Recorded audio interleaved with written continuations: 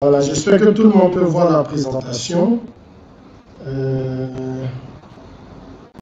Ok, allez, c'est parti.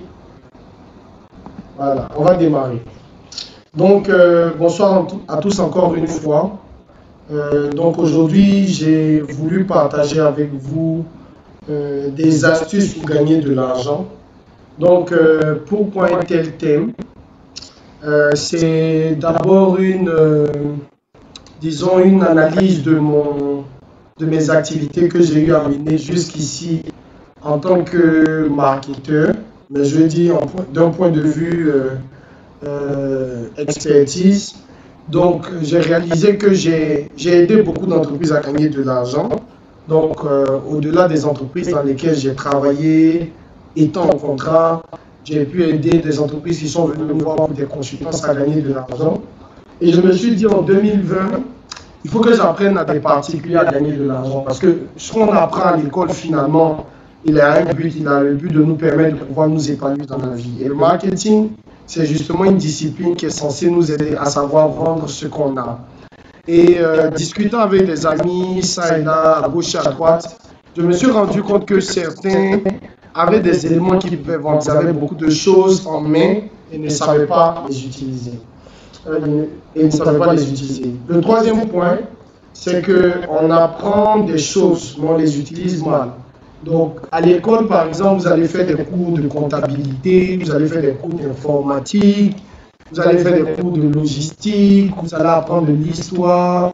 Et on a des éléments en main, mais on ne sait pas souvent, de manière concrète dans nos vies, comment utiliser ces choses. J'ai fini par réaliser que tout ce qu'on nous apprenait dans la vie, même les mathématiques ou autres disciplines, avait un sens qui allait au-delà juste du fait de travailler pour les autres.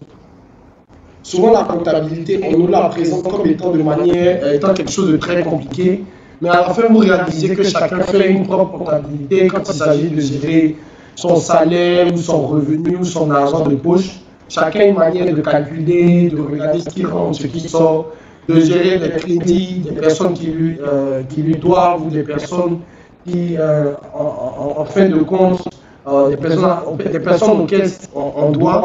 Et finalement, c'est de la comptabilité. Mais on voit la comptabilité comme étant quelque chose de plus extraordinaire sans réaliser que ce qu'on fait est déjà de la comptabilité. Et le dernier point, qui m'a emmené à finalement vouloir développer ce point, c'est la volonté de quelque part contribuer à ce qu'aujourd'hui on appelle l'éducation financière. Parce qu'effectivement, on est né, généralement, on a grandi dans un paradigme qui est celui de, ok, il faut aller au travail, enfin, il faut aller à l'école, il faut réussir, il faut travailler. Quand on travaille, il faut construire sa maison. Et puis quand on construit sa maison, on va à la retraite. Et puis on a un schéma où, naturellement, on décède. Eh bien, pour ceux qui ont déjà suivi des formations d'éducation financière, ou pour ceux qui ont été curieux, qui ont cherché à lire des livres, vous allez vous rendre compte qu'en fait, c'est un schéma de vie, oui, qui marche, mais qui n'est pas forcément le plus optimal. Parce que vous allez regarder les personnes qui se sont abonnés à cette manière de vivre. Aller à l'école, avoir son diplôme, travailler, avoir son salaire. Le salaire ne suffit jamais. La personne ne peut pas réaliser ses rêves, la personne ne peut pas voyager, la personne ne peut pas acheter ce qu'elle veut. Donc il y a vraiment un problème en fait de conception de ce que les finances sont. Et on ignore effectivement beaucoup de vérités sur l'argent. Et malheureusement, parce qu'on ignore ces vérités, on n'est pas capable de pouvoir se faire de l'argent, ou comme les Américains le disent, de pouvoir fabriquer de l'argent. Et on se retrouve souvent bien coincé, on se retrouve à prendre des crédits, ça et là. Donc, travailler, je ne dis pas que c'est mauvais. Oui, il faut travailler pour ceux qui travaillent. Pour ceux qui ne travaillent pas naturellement, il faut chercher à travailler. Mais une voie qui peut être excellente, qui peut être complémentaire au travail ou qui peut être totalement indépendante, c'est de savoir vendre quelque chose, c'est de savoir vendre ce qu'on a. Donc, j'espère que tout le monde peut m'entendre. Si vous pouvez juste indiquer dans la conversation si ça va, ça me fera plaisir de savoir si vous m'entendez. Voilà.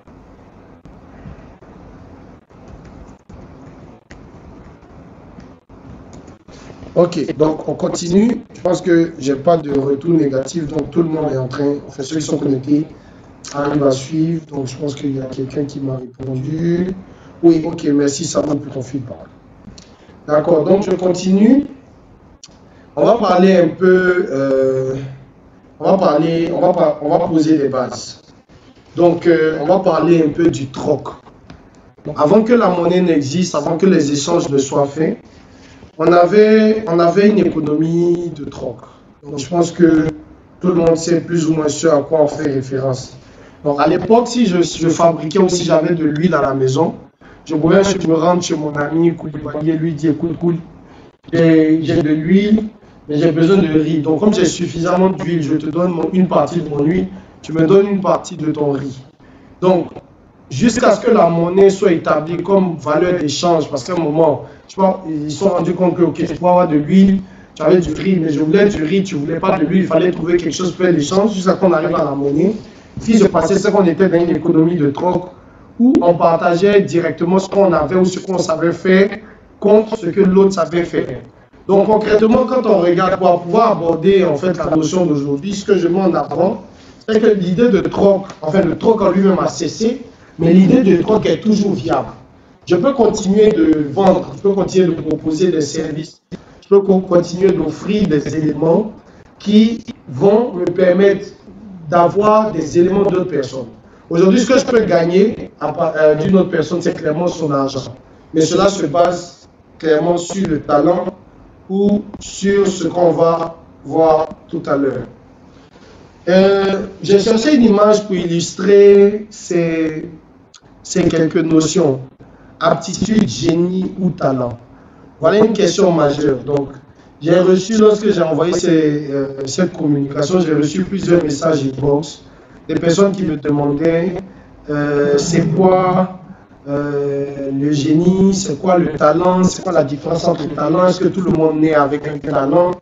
Et je me suis rendu compte, et simplement c'est vrai que c'était des notions qui étaient quelquefois très abstraites. Avec ces deux images, ceux qui s'intéressent un peu au football, je pense qu'on peut avoir une tentative de définition des deux.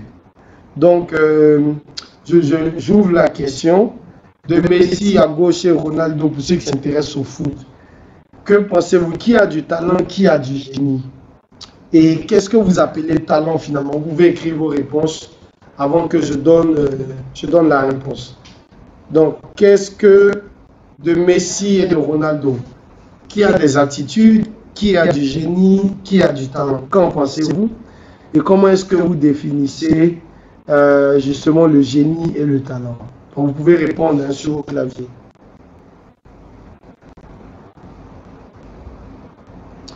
Ok, donc je vois quelqu'un qui répond, qui dit Messi c'est du génie, c'est du génie. Ok, c'est Koulibaly. Messi il a du génie. Ok. Je dirais aussi qu'il est talentueux. On va y arriver tout à l'heure. D'autres réponses, d'autres avis. Ok, c'est Koulibaly seul qui répond. Donc il dit Ronaldo, aptitude et travail. Ok. D'accord, donc je vais m'appuyer là-dessus parce que je pense que les avis complémentaires ne seront pas très différents. Effectivement, lorsque vous regardez l'histoire, vous allez voir que Ronaldo, quand il a commencé sa carrière, oui, c'était un bon joueur qui avait d'excellentes aptitudes. Mais Ronaldo a travaillé durement et aujourd'hui, tout le monde regarde Ronaldo et tout le monde se dit, waouh, ce monsieur, il a du talent. Et quand on regarde Messi, on dit oui, c'est un talentueux joueur, mais on n'a pas l'impression, et c'est ce qui se dit, que Messi, en fait, c'est plutôt un don de Dieu. Donc, on réalise qu'un individu comme Ronaldo, qui n'avait pas forcément ce don, avec le travail, a fini par booster, en fait, finalement, ses capacités et atteindre un niveau qui lui permet d'être aujourd'hui comparé techniquement à Messi, sinon quelquefois mis au-dessus de Messi. Bon, je ne vais pas rentrer dans le dilemme des fans de Messi et des fans de Ronaldo, qui n'en finit point. Mais juste vous dire que okay, ces deux images, on peut les garder en tête parce qu'elles vont nous aider clairement pour la suite. On va regarder ce qu'on appelle talent, on va regarder ce qu'on appelle génie, on va faire une clarification de ces éléments-là de façon très claire. Ok, on va regarder ici à gauche. il y a un élément de base qui fait la différence. Ce qu'on appelle la disposition naturelle, c'est-à-dire ce avec quoi on est né. Il y a des personnes qui ont des dispositions naturelles très élevées. Et c'est ce qu'on va appeler des génies. On va dire ces personnes-là, très souvent, elles ce qu'on appelle des lumières. Je dirais un peu plus des révélations. Vous allez voir des personnes qui ont contribué au développement de la science. Vous allez prendre quelqu'un comme Newton, si je ne me trompe, qui a été inspiré à découvrir le poids partant du fait qu'une pomme serait tombée sur sa tête. Il s'est dit, mais attention, apparemment, il y a une force en fait qui tire tous les éléments vers le centre de la Terre. Et vous allez voir que ça, c'est quelque chose que, c'est un physicien mathématicien, mais c'est ce que j'appelle des lumières. C'est un genre de lumière, en fait, que vous ne pouvez avoir, je vais dire comme ça, que si cela vous est transmis par, j'ai dit, la gracieuse nature. Donc, ces dispositions naturelles très élevées forment ce qu'on appelle des génies. Eux, ils sont à peu près 3 à 5% de la population. Et bien, tout le monde n'est pas un génie, je vais dire fort heureusement, sinon je ne sais pas à quoi notre monde allait ressembler. Il y a des personnes qui naissent avec des aptitudes naturelles, que généralement on va appeler le talent. Souvent on parle du talent, qu'il est né un talent de musicien, parce qu'on voit que naturellement, depuis son enfance, il est un peu sensible à la musique. Il n'est pas extraordinaire comme le génie, parce que le génie, comme je dis, c'est plutôt révélé d'en haut. Mais le talent, en fait, il est plutôt... C'est une aptitude naturelle, mais elle est moins élevée. Après, il y a ceux qui n'ont aucune disposition naturelle. Ou du moins, où je vais généraliser pour dire, dans un domaine donné, ils peuvent ne pas avoir de disposition, mais ils peuvent devenir talentueux. Et ces personnes ont besoin de développer ce qu'on appelle l'intelligence. L'intelligence, c'est de reconnaître qu'on n'est ni talentueux, ni un génie, mais c'est de travailler pour y arriver. Donc, quand on regarde la courbe, disons le tableau de répartition du talent et du génie, il y a deux facteurs. Il y a le facteur de celui qui travaille et le facteur de celui qui ne travaille pas. Un génie, c'est-à-dire quelqu'un qui a une intelligence très élevée, qui a un esprit supérieur, qui a reçu quelque chose gracieusement de la nature, de son patrimoine génétique. S'il ne travaille pas, en fait, il reste un rêveur. Parce que cette personne peut avoir de très grandes inspirations, de très grandes apparitions, de très grandes idées. Mais cette personne, en fait, puisqu'elle ne travaille pas, puisqu'elle ne se donne pas, tout ce qu'elle va faire, en fait, va rester à l'état de rêve. La personne ne va pas pouvoir aller au-delà d'un certain niveau. Mais si c'est une personne qui travaille de façon hardie, cette personne se donne à la tâche, vous allez voir que c'est une personne qui est extrêmement talentueuse. On peut arriver à dire, waouh, ce monsieur ou ce jeune homme ou cette jeune fille ou cette dame a du talent. Et parce que cette personne a toujours une touche un peu plus particulière et surtout extraordinaire quand on parle des nouveaux sujets, de sujets que la personne ne connaît pas dans son domaine. Vous allez voir que l'esprit de la personne est rapidement éclairé. Donc ça peut être du génie. Les personnes qui naissent avec des aptitudes naturelles pas très élevées peuvent être talentueuses si elles bossent. Si elles ne travaillent pas, c'est ce que j'ai appelé un champion de quartier. Généralement, à quoi ça donne lieu? Vous êtes peut-être un bon joueur de football, mais vous n'êtes que dans votre quartier. C'est votre quartier qui vous connaît, vous ne poussez pas plus que ça. Ou bien c'est dans votre famille que vous intervenez, ou c'est dans votre petit environnement. Et si vous ne travaillez pas, que vous êtes avec une aptitude exceptionnelle, vous êtes ce que j'appelle un champion de quartier. Mais si vous travaillez, vous pouvez être vu comme une personne talentueuse. Le dernier point, c'est celui qui se dit, je ne suis ni un génie, je n'ai ni de talent, mais je veux bosser pour y arriver parce que j'aime la chose. Et celui-là peut bosser, et à force de travail, on finit par réaliser que cette personne talentueuse peut même être une personne qui est vue comme un génie. Parce qu'à force de travailler, la personne devient tellement excellente dans un domaine que pour des choses qui se présentent nouvellement, la personne peut réagir. Je prendrai à titre d'exemple, prenons des mathématiques. Donc quand on était à l'école, on avait des élèves qui étaient moyens, on va le dire. Donc des personnes qui forcément n'étaient pas très fortes en mathématiques, mais qui ont décidé de bosser.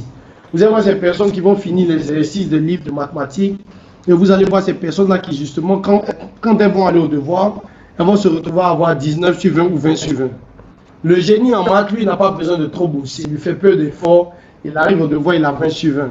Mais à la fin de la journée, vous aurez le génie qui a 20 sur 20 et vous aurez l'intelligent qui avait un suivant, je vais dire celui qui a bossé, qui avait un suivant, vous aurez tendance à dire, waouh, ces deux enfants sont des génies.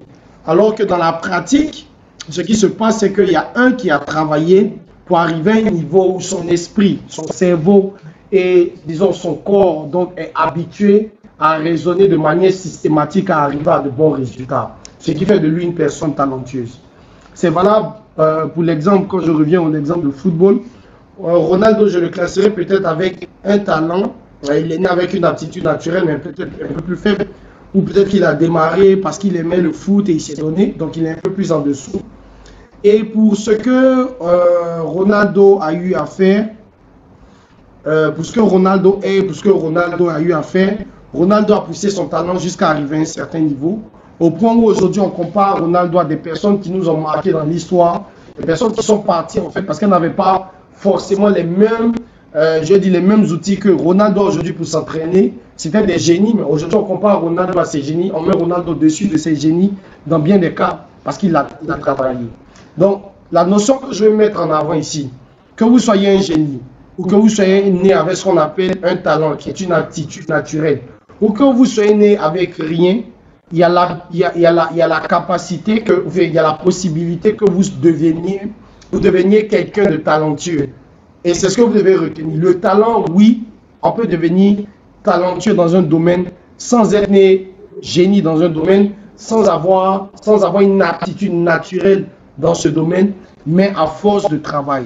Et vous allez regarder la plupart des scientifiques, des chercheurs, des personnes qui ont fait des découvertes, des personnes qui ont marqué notre monde, ce n'étaient pas forcément des personnes qui étaient nées avec du génie. C'était quelquefois des personnes même que la nature avait disgraciées, des personnes qui étaient nées avec des infirmités ou avec des faiblesses. Mais ces personnes ont juste choisi parce qu'elles aimaient quelque chose. Elles ont juste choisi de se donner et donc d'avoir du talent. Donc Schopenhauer, qui est un philosophe allemand, on pouvait le dire, il disait le talent, c'est la capacité de toucher une cible que personne d'autre ne peut atteindre. Donc, vous allez voir que, imaginons un jeu de tir à l'arc. Vous tirez des flèches sur une cible qui est disons, à 50 mètres. Mais vous voyez que les autres, la plupart, sur 100 personnes, on va dire que 90 personnes n'arrivent pas à atteindre la cible qui est placée à 50 mètres. Vous allez prendre les 20 personnes restantes, vous allez voir qu'elles peuvent atteindre les 50 mètres facilement. Parce que ces personnes ont pris le temps de travailler pour pouvoir maîtriser la détente qu'il faut, l'attitude corporelle qu'il faut pour atteindre ces 50 mètres. Donc, c'est ça le talent. Vous allez voir aussi des personnes qui sont nées naturellement, qui sont habiles. Donc, cette personne est adroite naturellement. Mais lorsqu'on va commencer à déplacer de 50 mètres à 70 mètres, celui qui est né avec l'aptitude naturelle, même s'il ne travaille pas, il ne va pas pouvoir atteindre les 70 mètres. Mais celui qui aura travaillé, qu'il soit né avec une aptitude ou sans aptitude, il pourra atteindre. Donc le talent, en fait, renferme une notion de travail, une notion d'effort, une notion de consécration. Ok, si quelqu'un veut poser une question, vous pouvez écrire, vous pouvez aussi commenter, il n'y a pas de problème. J'ai entendu un micro ouvert. Ok, donc voilà. Vous pouvez écrire de façon de préférence. Voilà, donc le génie, par contre, comme Schopenhauer le définit, c'est la capacité de toucher une cible que personne d'autre ne peut voir. C'est-à-dire le génie, lui, il est, comme je le dis, c'est une vision surnaturelle de la chose. C'est une vision inspirée, une vision presque divine. Donc quelqu'un qui se lève et qui dit par exemple, ok, moi je regarde la Terre. À l'époque, en 1700, lorsqu'on disait que la Terre était plate, donc là, ce génie-là, Galilée, si je ne me trompe, qui est venu et qui dit, mais lui, la Terre, il pense que la Terre est ronde. Donc, à une époque où tout le monde pensait que la Terre était plate, comment un individu pouvait se lever et dire que la Terre était ronde? Et avait peut-être pas tous les outils, mais il avait reçu cette lumière et il avait commencé à comprendre la chose. Donc, c'est ce genre de choses-là qui matérialise les génies, la capacité de voir autrement. Il peut y avoir un problème, une situation donnée en science, on ne sait pas résoudre. Disons qu'on veut imaginer le téléphone du futur et on ne sait pas comment le faire, mais une personne vient avec une idée, ok, et si on abordait la chose dans cette direction? Lorsque, comment il s'appelle, lorsque Steve Jobs, par exemple, introduisait l'idée de changer en fait toute l'industrie de la musique en partant, en quittant tout ce qui était des cassettes et des disques et a introduit l'idée de créer un appareil qui pouvait contenir des millions de données musicales ou de données audio. C'était un acte de génie, c'était une inspiration. Et vous voyez comment l'impact a été généralement sur le monde. Donc le génie arrive à impacter le monde, par exemple. Et le talent, ça serait par exemple pour ceux qui continuent de travailler dans Apple aujourd'hui, de se dire, OK, on a fait le iPhone 7, 8, allons au 11, allons maintenant par exemple avec 3 appareils photo. Donc c'est un peu ce que cela présente. Oui, oui, je suis en train de faire une conférence. OK. Voilà, c'est un peu ce que cela présente. Je prends le temps de bien définir les différentes notions parce que ça doit vous permettre de vous situer vous-même sur ce que sont vos talents ou vous faire surtout comprendre que vous pouvez développer vos talents ou développer un talent. Donc, il y a plusieurs définitions ou plusieurs citations de philosophes qui reprennent le talent et qui donnent le talent et le génie qui expliquent et qui vont en profondeur sur la notion. Paul Valéry va vous dire le talent sans le génie est peu de choses. C'est clair. Lui, c'est un défenseur du génie. Donc, mais il continue pour dire que le génie sans talent n'est rien. Donc, même si vous êtes né génial et que vous ne travaillez pas, vous n'allez pas aboutir à quelque chose. Guitry vous dit, ayez du talent, on vous reconnaîtra peut-être du génie. Je m'arrête là. Quand vous regardez une personne talentueuse comme Ronaldo, des personnes vont dire, waouh, c'est un génie du football. Il est génial. Vous allez prendre quelqu'un qui se démarre dans son travail. J'ai pris l'exemple de 2 élèves en mathématiques qui auraient 20 sur 20. Vous allez vous dire, waouh, cette personne, c'est un génie. Mais si vous n'avez que du génie et que vous ne travaillez pas, Guitry le dit, ayez du génie et on ne vous reconnaîtra jamais de talent. Percy dit, le talent est plein de pensées. Le génie est la pensée. Le talent est une citerne. Le génie est une fontaine. Il met clairement la différence. Pour dire que le talent, en fait, par expérience, vous arrivez à comprendre comment quelque chose marche. Et ça vous donne d'enregistrer, en fait, dans votre mémoire visuelle, ça vous donne d'enregistrer les différents schémas que vous avez. Par exemple, je peux m'inscrire dans ce schéma aujourd'hui en parlant de marketing. C'est-à-dire aujourd'hui, si vous me posez un cas marketing, pour avoir travaillé sur plus de 200 stratégies marketing, quand vous me présentez votre marque, je sais à peu près automatiquement, dès les premières minutes qui suivent, quel genre de stratégie vous devez mettre en place, comment vous devez orienter votre entreprise pour avoir des résultats. Donc, j'ai beaucoup de pensées que j'ai cumulées à force de travailler. Mais l'autre le dit, le génie, c'est la pensée. Ce qu'on appellerait par exemple un génie du marketing, c'est quelqu'un qui, par exemple, n'a pas forcément beaucoup travaillé ou n'a pas forcément beaucoup d'expérience. Mais lui, devant n'importe quel cas, il arrive à trouver une inspiration, une solution pour répondre à son problème ou au problème des autres. Donc, voilà pourquoi on dit le talent est plein de pensées, c'est l'expérience, c'est une expérience accumulée. Mais le génie c'est naturel, il n'a pas besoin d'expérience, mais il développe de lui-même, en fait, il est une source. Et voilà pourquoi Percy le dit, le talent est une citerne, mais le génie est une fontaine. Donc, de la fontaine jaillissent des sources de vie. Donc, le génie est capable de générer des choses venant de nulle part. Alors que le talent, il a beaucoup de réserves. Donc, il regarde les réserves qu'il a et il regarde la vie qui est autour de lui et il applique. Et enfin, quelqu'un le dirait, j'ai manqué le nom, c'est pas le plus important. Le génie, c'est d'avoir du talent tout le temps. Ça, c'est très important, c'est parce que, quelle que soit la situation qui se présente, le génie peut toujours générer une solution. Le talent, c'est d'avoir du génie de temps à autre. Effectivement, parce que le talent, il peut avoir des réponses par rapport à des problèmes spécifiques. Mais s'il n'a pas vu un cas qui manque d'expérience, il peut ne pas avoir la réponse à ce moment. Et l'intelligence, c'est de savoir qu'on n'a ni génie ni talent. Et c'est ce que je disais, je n'ai ni génie ni talent. Écoutez, je me mets à travailler pour y arriver. Et Jacques Brel va donner une approche du talent qui, pour moi, est la meilleure.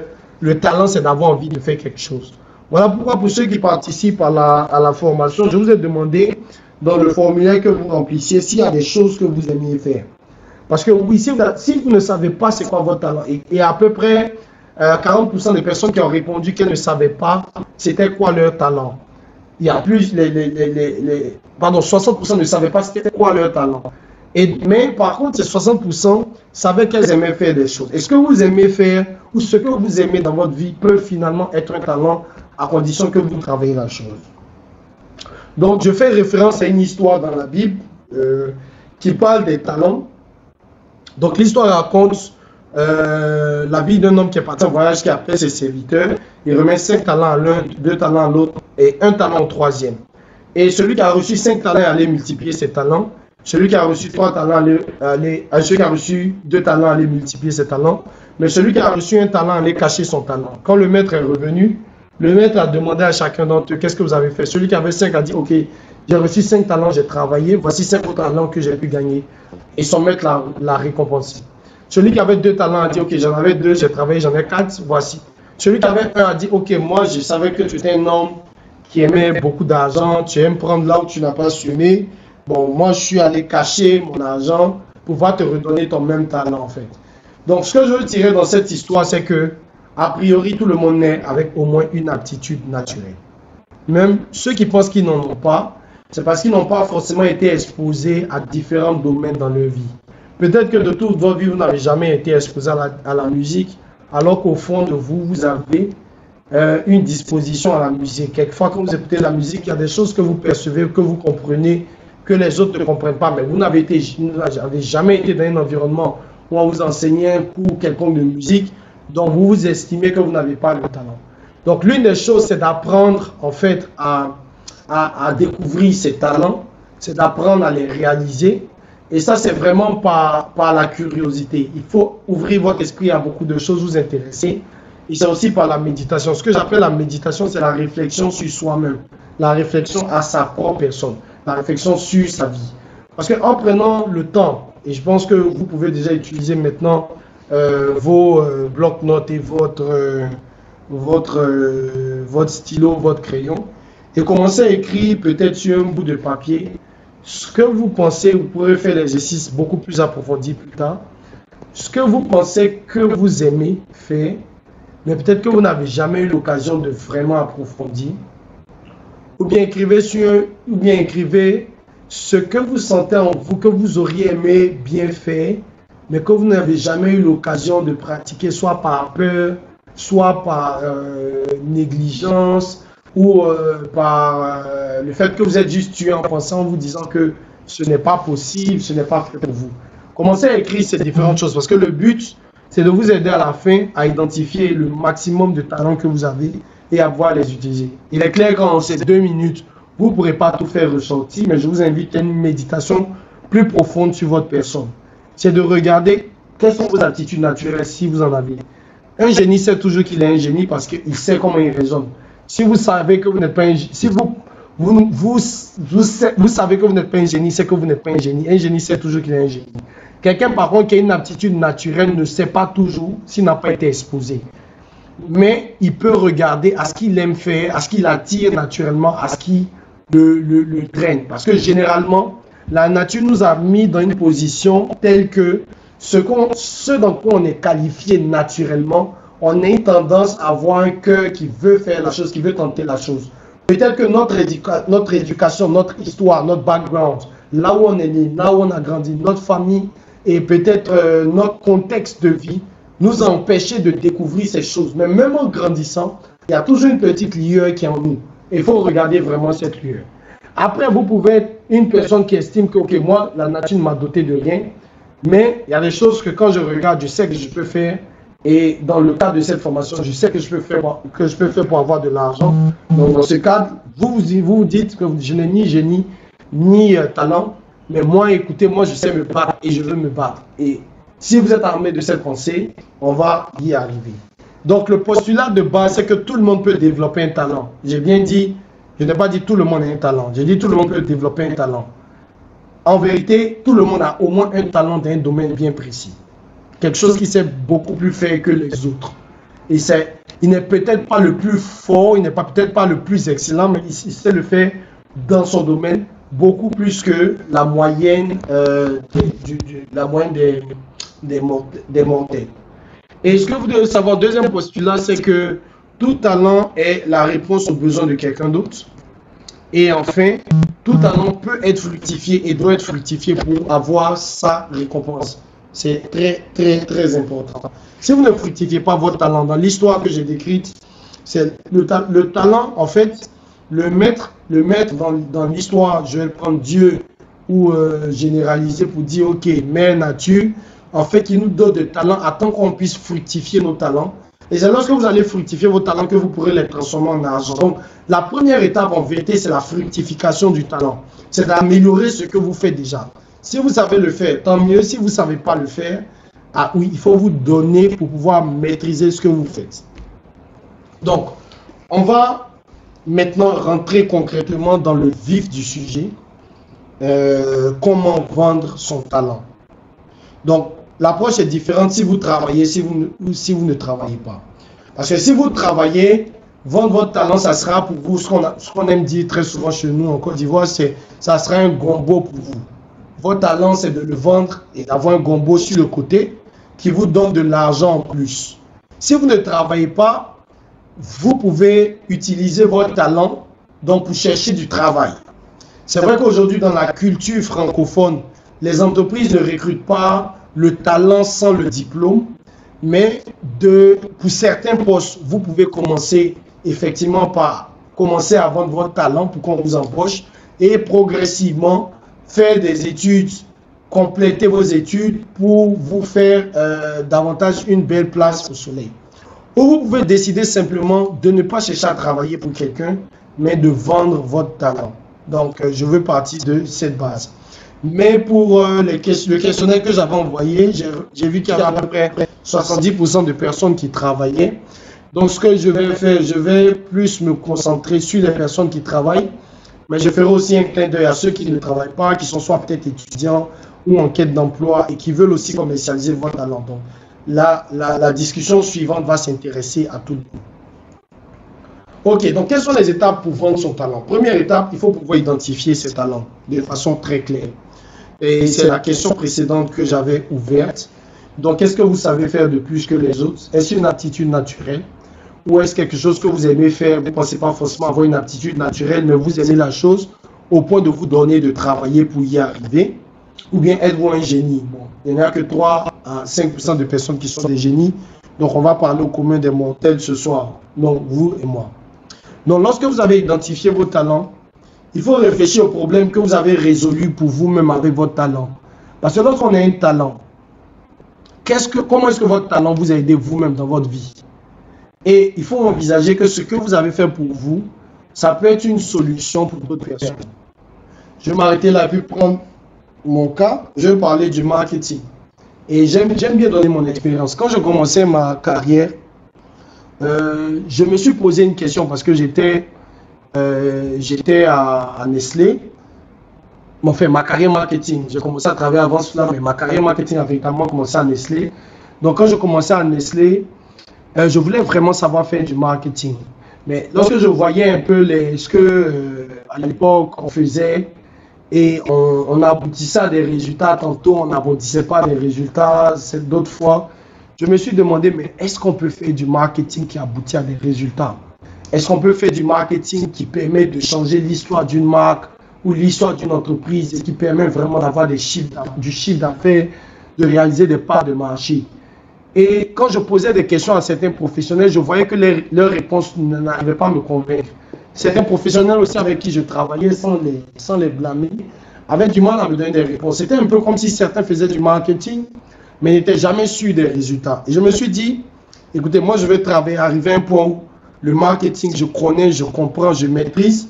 Pour revenir aux définitions qu'on a vues tout à l'heure, j'ai une citerne où j'ai plusieurs schémas en tête, j'ai plusieurs solutions. Et je me suis mis à travailler le marketing. Aujourd'hui, certains vous diront, pour ceux qui m'ont pratiqué directement, que je connais mon domaine, certains vous diront, oui, il est talentueux en marketing. D'autres vont jusqu'à me voir en tête comme un génie du marketing. Mais la vérité, c'est que quand je commençais, je n'y comprenais rien du tout. Je me suis mis d'abord à bosser les leçons de base. Et puis après, j'ai cherché à comprendre comment la chose fonctionne. Donc, à force de travail, après avoir travaillé, aujourd'hui, je suis peut-être à près de 300 plans marketing que j'ai mis en place directement ou indirectement. Quand je dis indirectement, c'est n'étant pas embauché, mais étant en mode consultant. Donc, ça m'a donné après 300 cas marketing, vous avez des réflexes que d'autres n'ont pas. Donc, dans ma manière d'approcher les problèmes, d'approcher les sujets, je ne vais jamais les approcher comme des personnes qui commencent leur expérience ou qui n'ont peut-être pas la même passion que moi, qui sont dans le marketing depuis 30 ans peut-être, mais qui n'arrivent pas à voir la même chose que moi. Donc, on va me demander si j'avais un génie de marketing à la base. Je ne pense pas que ce soit quelque chose, une graine que Dieu plante à la base. Quand je commençais, j'avais plutôt des aptitudes très, très poussées vers les chiffres. Je partais pour faire l'expertise en finance. Mais je me suis retrouvé à me réorienter en marketing pour dire que okay, je voulais essayer parce que je me destinais à une carrière plutôt de businessman. Donc, peut-être le marketing se présentait comme une belle chose.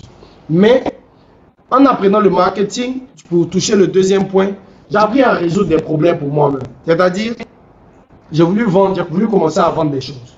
Donc, j'ai commencé à vendre, par exemple, on avait un cocotier dans notre cour. Mes parents habitaient à l'intérieur du pays. Donc, j'ai demandé une fois à ma petite soeur, ok, de faire du coco grillé. Donc, quand les cocos tombaient, on prenait les cocos, on faisait du coco grillé, on a commencé à vendre des cocos grillés, 25 francs. Et ça commençait à nous donner de l'argent qu'on partageait. À l'époque, ça nous faisait un peu d'argent de poche. Ensuite, j'ai commencé à vendre des clés USB, du matériel informatique. Dans une troisième étape, j'ai commencé à faire des business en ligne. J'ai commencé à acheter des actions, à les revendre. J'ai eu beaucoup d'échecs, mais j'ai appris de toutes ces choses. Et puis, et j'ai vendu même des œufs à l'époque. Je faisais venir les œufs depuis l'intérieur et je les revendais à Abidjan. Et ça me permettait d'avoir encore de l'argent. Et quand j'ai commencé à comprendre comment le marketing fonctionne, comment certaines choses fonctionnent, j'ai commencé à me dire, ok, j'ai trop échoué dans mes business, comment faire pour que mes business marchent désormais. Donc j'ai commencé à appliquer mes solutions, ce que j'avais appris au travail finalement, à ma propre vie. Et j'ai commencé à m'étendre dans d'autres types de business. Celui que vous connaissez plus généralement, c'est ce que je fais et ce qui vous rassemble ici. Donc la vente en ligne ou la vente de formation ou la consultance marketing. Donc, j'ai commencé à comprendre que ce que j'avais trouvé comme solution pour moi pouvait aider d'autres personnes. Donc, si certaines personnes avaient besoin d'apprendre, par exemple, à monter des stratégies, à mettre en place du contenu, j'ai compris que ce que j'avais réussi à développer pour moi pouvait être finalement une solution pour les autres. Ok, il y a quelqu'un qui a tracé un trait sur mon écran, qui veut poser une question. Pendant que je parle, si vous avez des questions, vous pouvez les écrire. De préférence pour permettre à tout le monde de voilà, ne pas faire du bruit. Voilà. Ok. Voilà. Donc, c'est très important de comprendre que ce que votre talent vous aura permis de trouver comme solution pour vous-même, c'est quelque chose que vous pouvez revendre aux autres. Votre talent, c'est peut-être de savoir faire de la cuisine, mais la cuisine, je vais dire encore plus simple. Vous pouvez faire la cuisine et la revendre aux autres. J'ai vu des personnes qui disaient qu'elles avaient la capacité d'enseigner. Vous pouvez faire des cours à domicile. Vous pouvez organiser des séances de formation en ligne comme je le fais.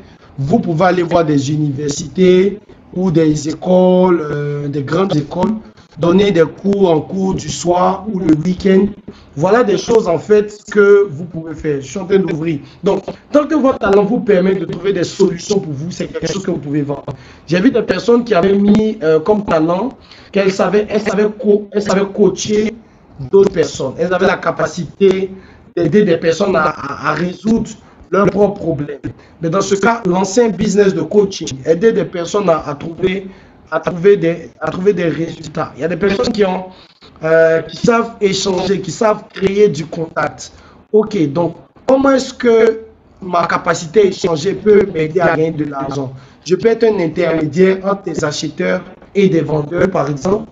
Et avec l'essence que je crée, je peux aider justement à faire de l'argent. Donc, je peux faire un business à temps partiel où je suis apporteur d'affaires. Certains disent, ok, j'aime danser, retransmettre ce que je sais, mettre les gens en confiance. Ça ressemble à du coaching, ça peut être du coaching musical. Je peux étape. En fait, tout est possible et tout est vendable. Mais il faut comprendre que ce que votre talent, ou ce que vous trouvez chaque jour pour vous-même comme solution, vous pouvez le revendre.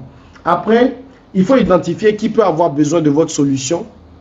C'est très important. Donc, qui peut être votre marché, à qui vous pouvez le vendre. Il faut construire votre offre.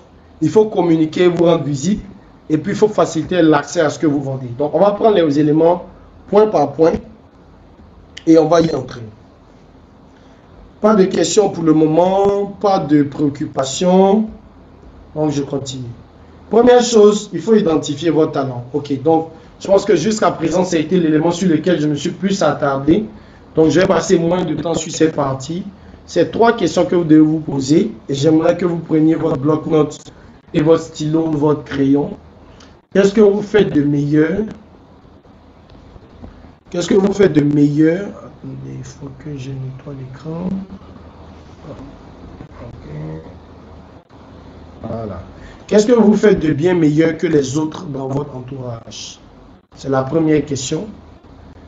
Ou si vous n'avez pas de réponse à cela, qu'aimez-vous faire naturellement? Vous pouvez noter sur votre bloc-notes. Pour troisième question, la question suivante, pardon, c'est est-ce que vous arrivez à passer des heures à faire les choses énoncées ci-dessus sans rémunération? On ne vous paye pas, par exemple, pour danser, mais vous aimez passer des heures à le faire. Est-ce que vous aimez passer des heures, par exemple, à donner des conseils à d'autres?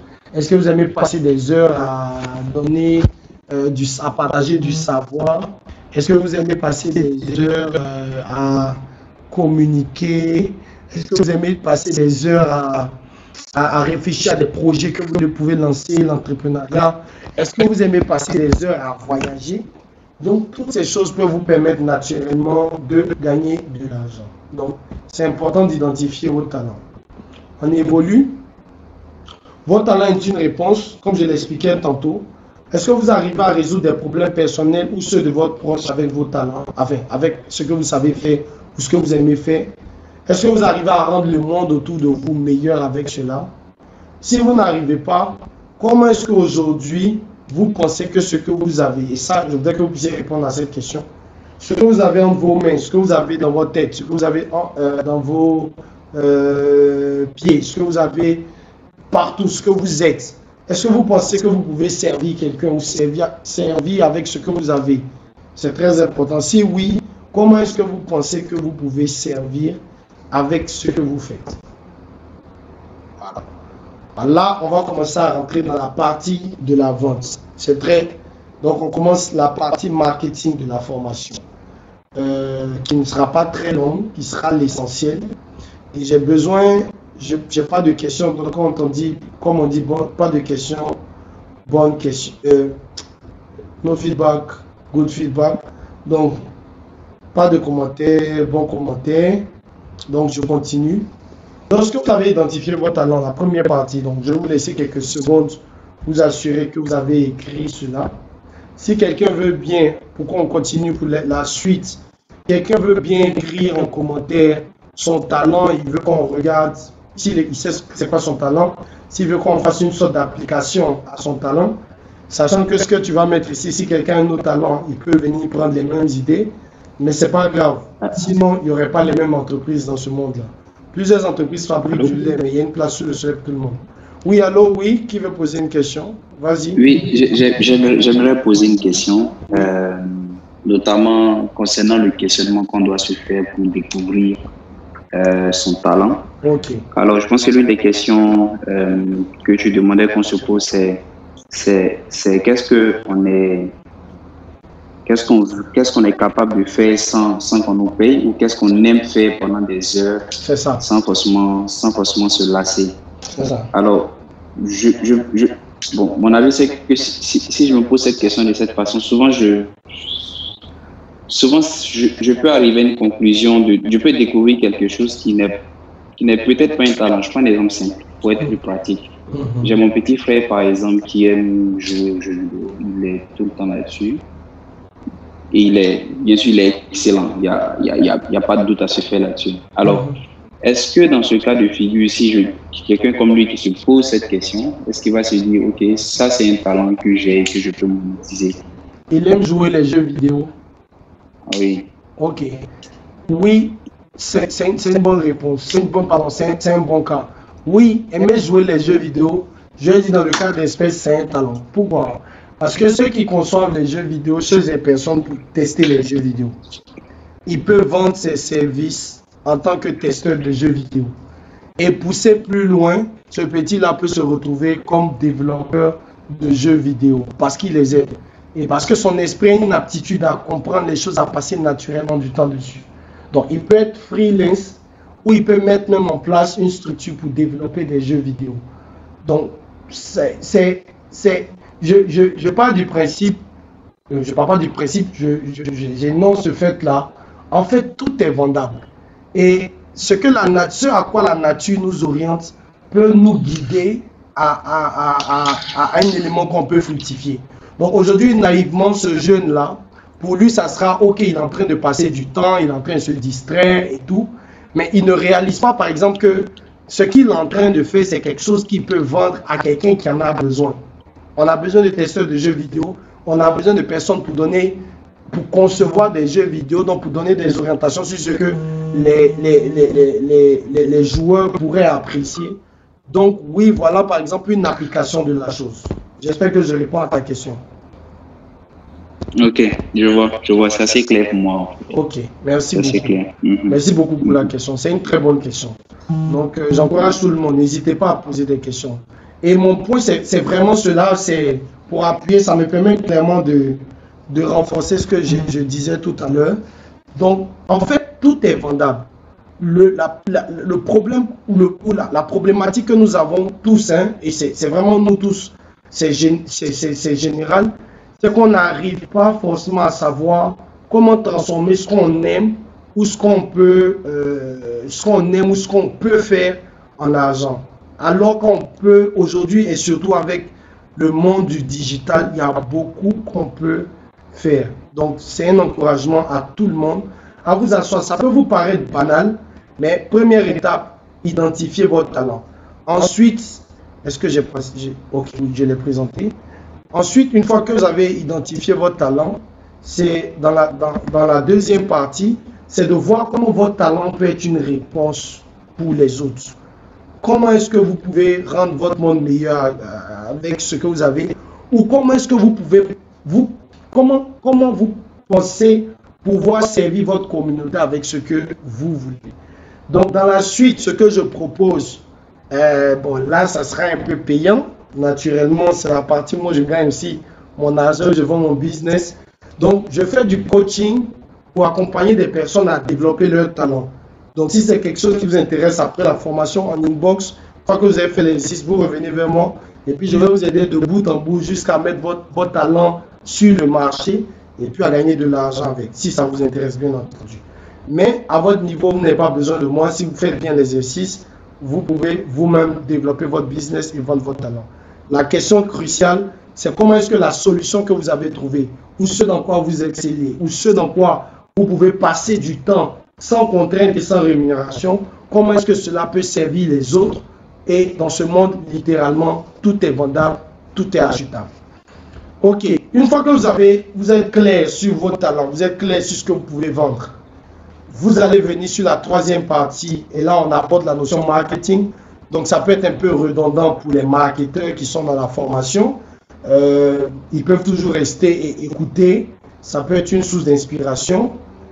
Oui, Koulibaly, il y a une question. Vas-y, pose ta question, Koulibaly, pendant que je développe et je reviendrai sur ta question. Donc, il faut définir votre marché. Le marché, c'est qui est-ce qui peut acheter votre produit. Donc, vous regardez le qui. Vous allez parler, ok, ce sont les jeunes garçons, les jeunes filles qui ont tel âge, qui ont tel type de revenus, qui appartiennent à telle catégorie socio-professionnelle. Donc, vous identifiez clairement qui peut acheter votre talent. Vous décrivez en fait le portrait de ce qu'on appelle en marketing votre consommateur cible ou votre client cible. Et vous allez définir aussi quels médias ils utilisent. C'est très important dès cette partie de définir. C'est-à-dire, si vous voulez leur parler, si vous voulez leur faire parvenir le message, que vous avez quelque chose que vous pouvez leur vendre, où est-ce que vous pensez que vous pouvez parler à ces personnes et elles vont écouter? Ou, mettons-le autrement, où est-ce que ces personnes-là sont disponibles pour vous écouter? Ensuite, vous allez répondre à la question deuxième question, c'est le quoi. Qu'est-ce qu'ils utilisent comme solution aujourd'hui qui concurrencerait la vôtre? Si par exemple, je prends le cas que Joël vient de donner, à savoir le petit qui joue aux jeux vidéo et qui peut devenir un testeur de jeux vidéo ou un programmeur développeur en jeux vidéo, la question que je me poserai à la place de ce petit, ok, aujourd'hui les compagnies qui sollicitent les services de testeurs de jeux vidéo, ou est-ce qu'en général, Je vais dire quel type de testeur de jeux vidéo est recherche. Est-ce des jeux de football, des jeux de combat et tout cela?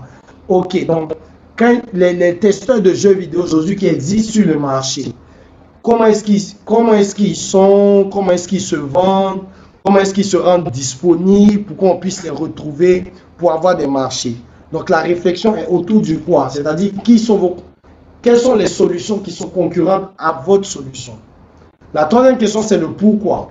Vous allez énumérer les différentes raisons principales pour lesquelles les entreprises ou les particuliers qui sollicitent votre domaine de compétences ont recours en fait aux alternatives qu'elles utilisent en ce moment. Et ça va vous permettre d'affiner plus tard votre communication, le message que vous devrez passer. Vous allez aussi vous poser la question sur le où, le quand et le comment. C'est-à-dire où est-ce que votre marché ou votre cible se procure le bien ou le service que vous voulez vendre, quand généralement elle se procure le service et en quelle quantité en quelle quantité ou à combien elle paye généralement pour ce service. Ok, Koulibaly, j'attends toujours ta question. Sinon là, je continue maintenant. Allô? Oui. Vas-y. Oui, ok, bonsoir. Bonsoir, Koulibaly. Voilà, merci pour tout, pour le contenu, tout ça. Donc, je suis Koulibaly Wabi. Ok. Voilà. En fait, je crois que tu as commencé déjà à répondre à ma préoccupation, dans ce sens, dans ce slide même que nous avons, où on parle du quoi. Ok. Parce que, en fait, je peux avoir un talent et puis, en fait, je veux le vendre. Okay. Du coup, je me rends compte que, par exemple, ce talent-là, il y a beaucoup de gens qui exercent, par exemple, sur la place. Comment est-ce que je peux me positionner pour que mon offre puisse être rentable? Je prends un exemple concret, en fait. Ok. Par exemple, moi, j'aime les dimanches ou bien les week-ends faire du barbecue à la maison, des grillades, des choses, en burger et autres, par exemple. Ok. Et quand je le fais, par exemple, tout le monde dit que c'est bon. Ok. Je découvre là que carrément c'est un talent. Ok. Du coup, je me rends compte que sur la place, il y en a une pléthore. Ok. Dans ce cas-là, comment est-ce que je pourrais, en fait, rendre ça rentable? J'aime bien ton exemple. Parce que l'exemple est en train de faire foisonner dans mon esprit une myriade de solutions.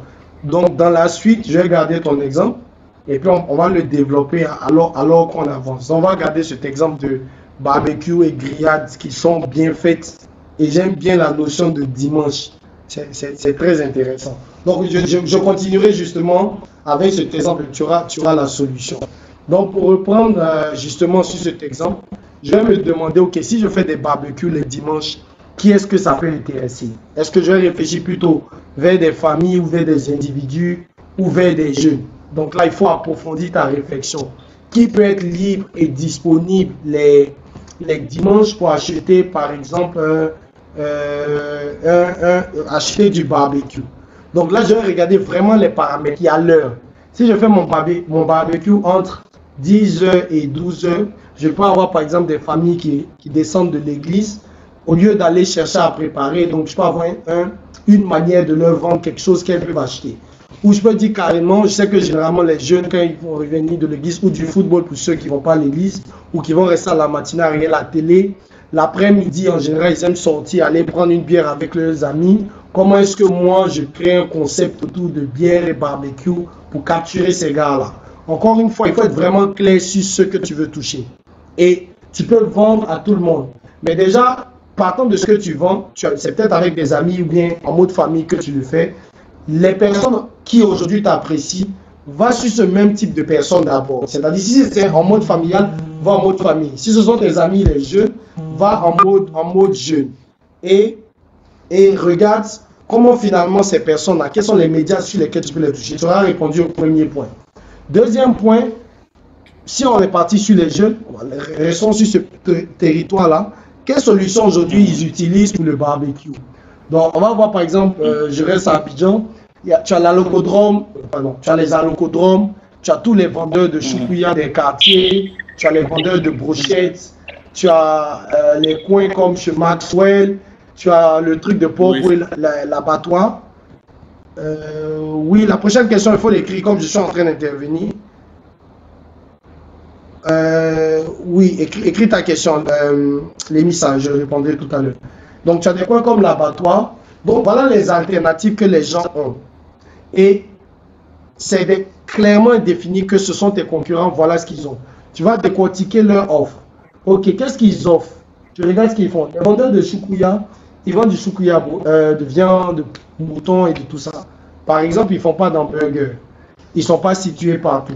Tu vas à la Locodrome, c'est une solution complète. Ça peut être une distance pour beaucoup de personnes qui vont refuser, par exemple, de quitter Yopougon pour aller, je voulais dire l'abattoir, jusqu'à l'abattoir. Donc, tu peux jouer sur le lieu. Au lieu de traverser, donc tu peux créer, toi, ce que tu appelles ton barbecue à Yopougon pour capturer les gens de Yopougon.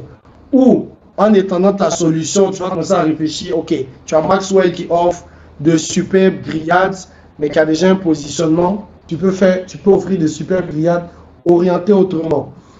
On va revenir tout à l'heure sur le positionnement.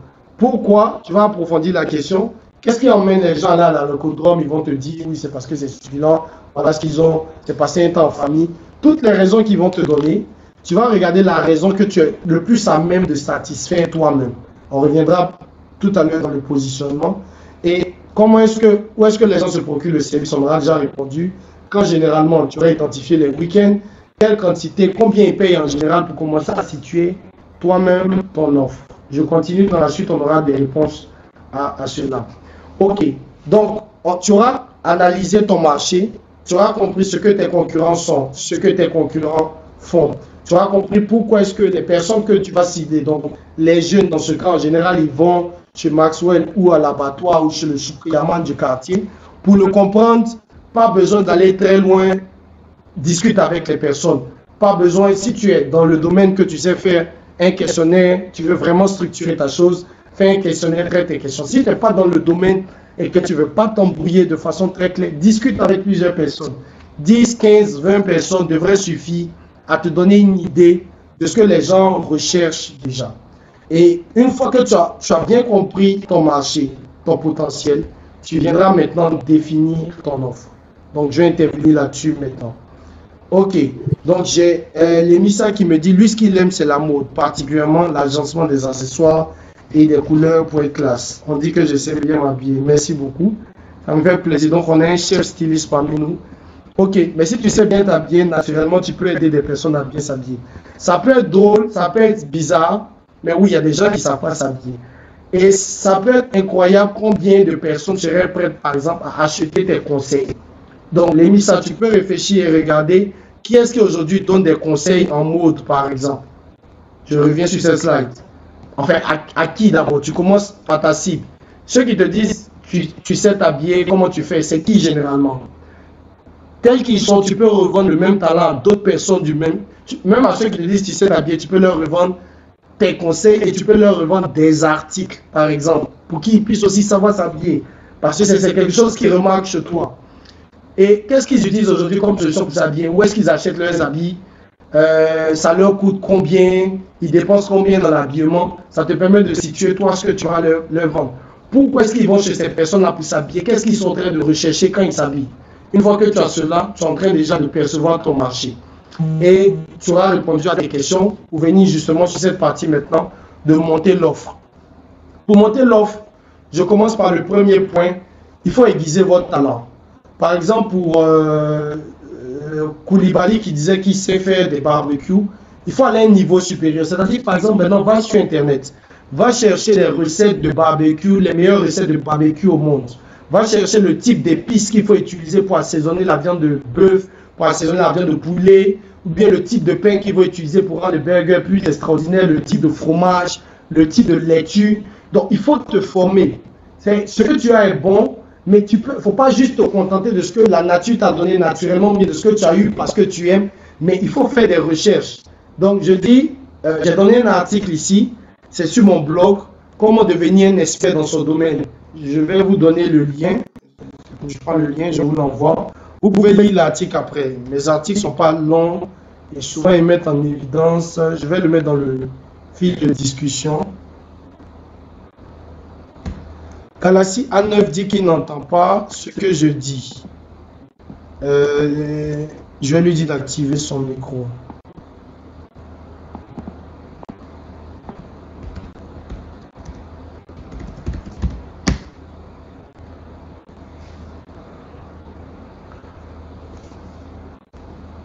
Ok, excusez-moi. Voilà. Ok, voilà. Donc, je vous ai envoyé le lien dans le fil de discussion. Vous pouvez voir, vous pouvez avoir accès à ce lien et puis plus tard le consulter. Donc, 3 niveaux d'expertise. Donc, je montre comment on peut être bon, on peut être ensuite, disons, avoir un niveau de maîtrise et puis après devenir expert dans son domaine. Donc, le principe, c'est que le talent, pour qu'il puisse être gratifié, pour qu'on puisse avoir une récompense, il faut qu'il soit multiplié. Si tu as 2, tu dois aller à 4. Si tu as 5, tu dois aller à 10. Donc, pour le faire, il faut lire, clairement. Il faut lire. Lisez des livres, lisez des auteurs, lisez des personnes talentueuses de votre domaine. Ou, si vous ne lisez pas, en fait, l'idée, c'est de capturer ce qu'elles ont déjà appris. Il faut investir dans la formation dans votre domaine. Donc, Ahmed qui aime, Lemissa qui aime bien s'habiller, il faut investir dans la formation. S'il y a des formations sur la mode, va te former. Tu peux aborder la mode de 2 ans. Tu peux aborder la mode et tout ce qu'on a comme talent, on peut toujours les aborder de 2 ans. On peut les aborder sous l'angle conseil ou on peut les aborder sous l'angle vente de biens tangibles. Même pour Koulibaly qui fait le barbecue, tu peux vendre des conseils à des personnes qui vendent des barbecues. Tu peux décider par exemple de faire un business où toi tu vas former tous les choukouyaman, où tu vas former tous ceux qui vendent de la viande à Abidjan ou en Côte d'Ivoire. C'est quelque chose que personne ne fait, par exemple. Donc, on peut vendre le conseil dans ce qu'on sait faire et on peut vendre le service ou on peut vendre le bien qui est rattaché à ce qu'on fait. Mais ça impose que vous puissiez vous-même être excellent dans ce que vous faites. Ça nécessite un investissement dans la formation.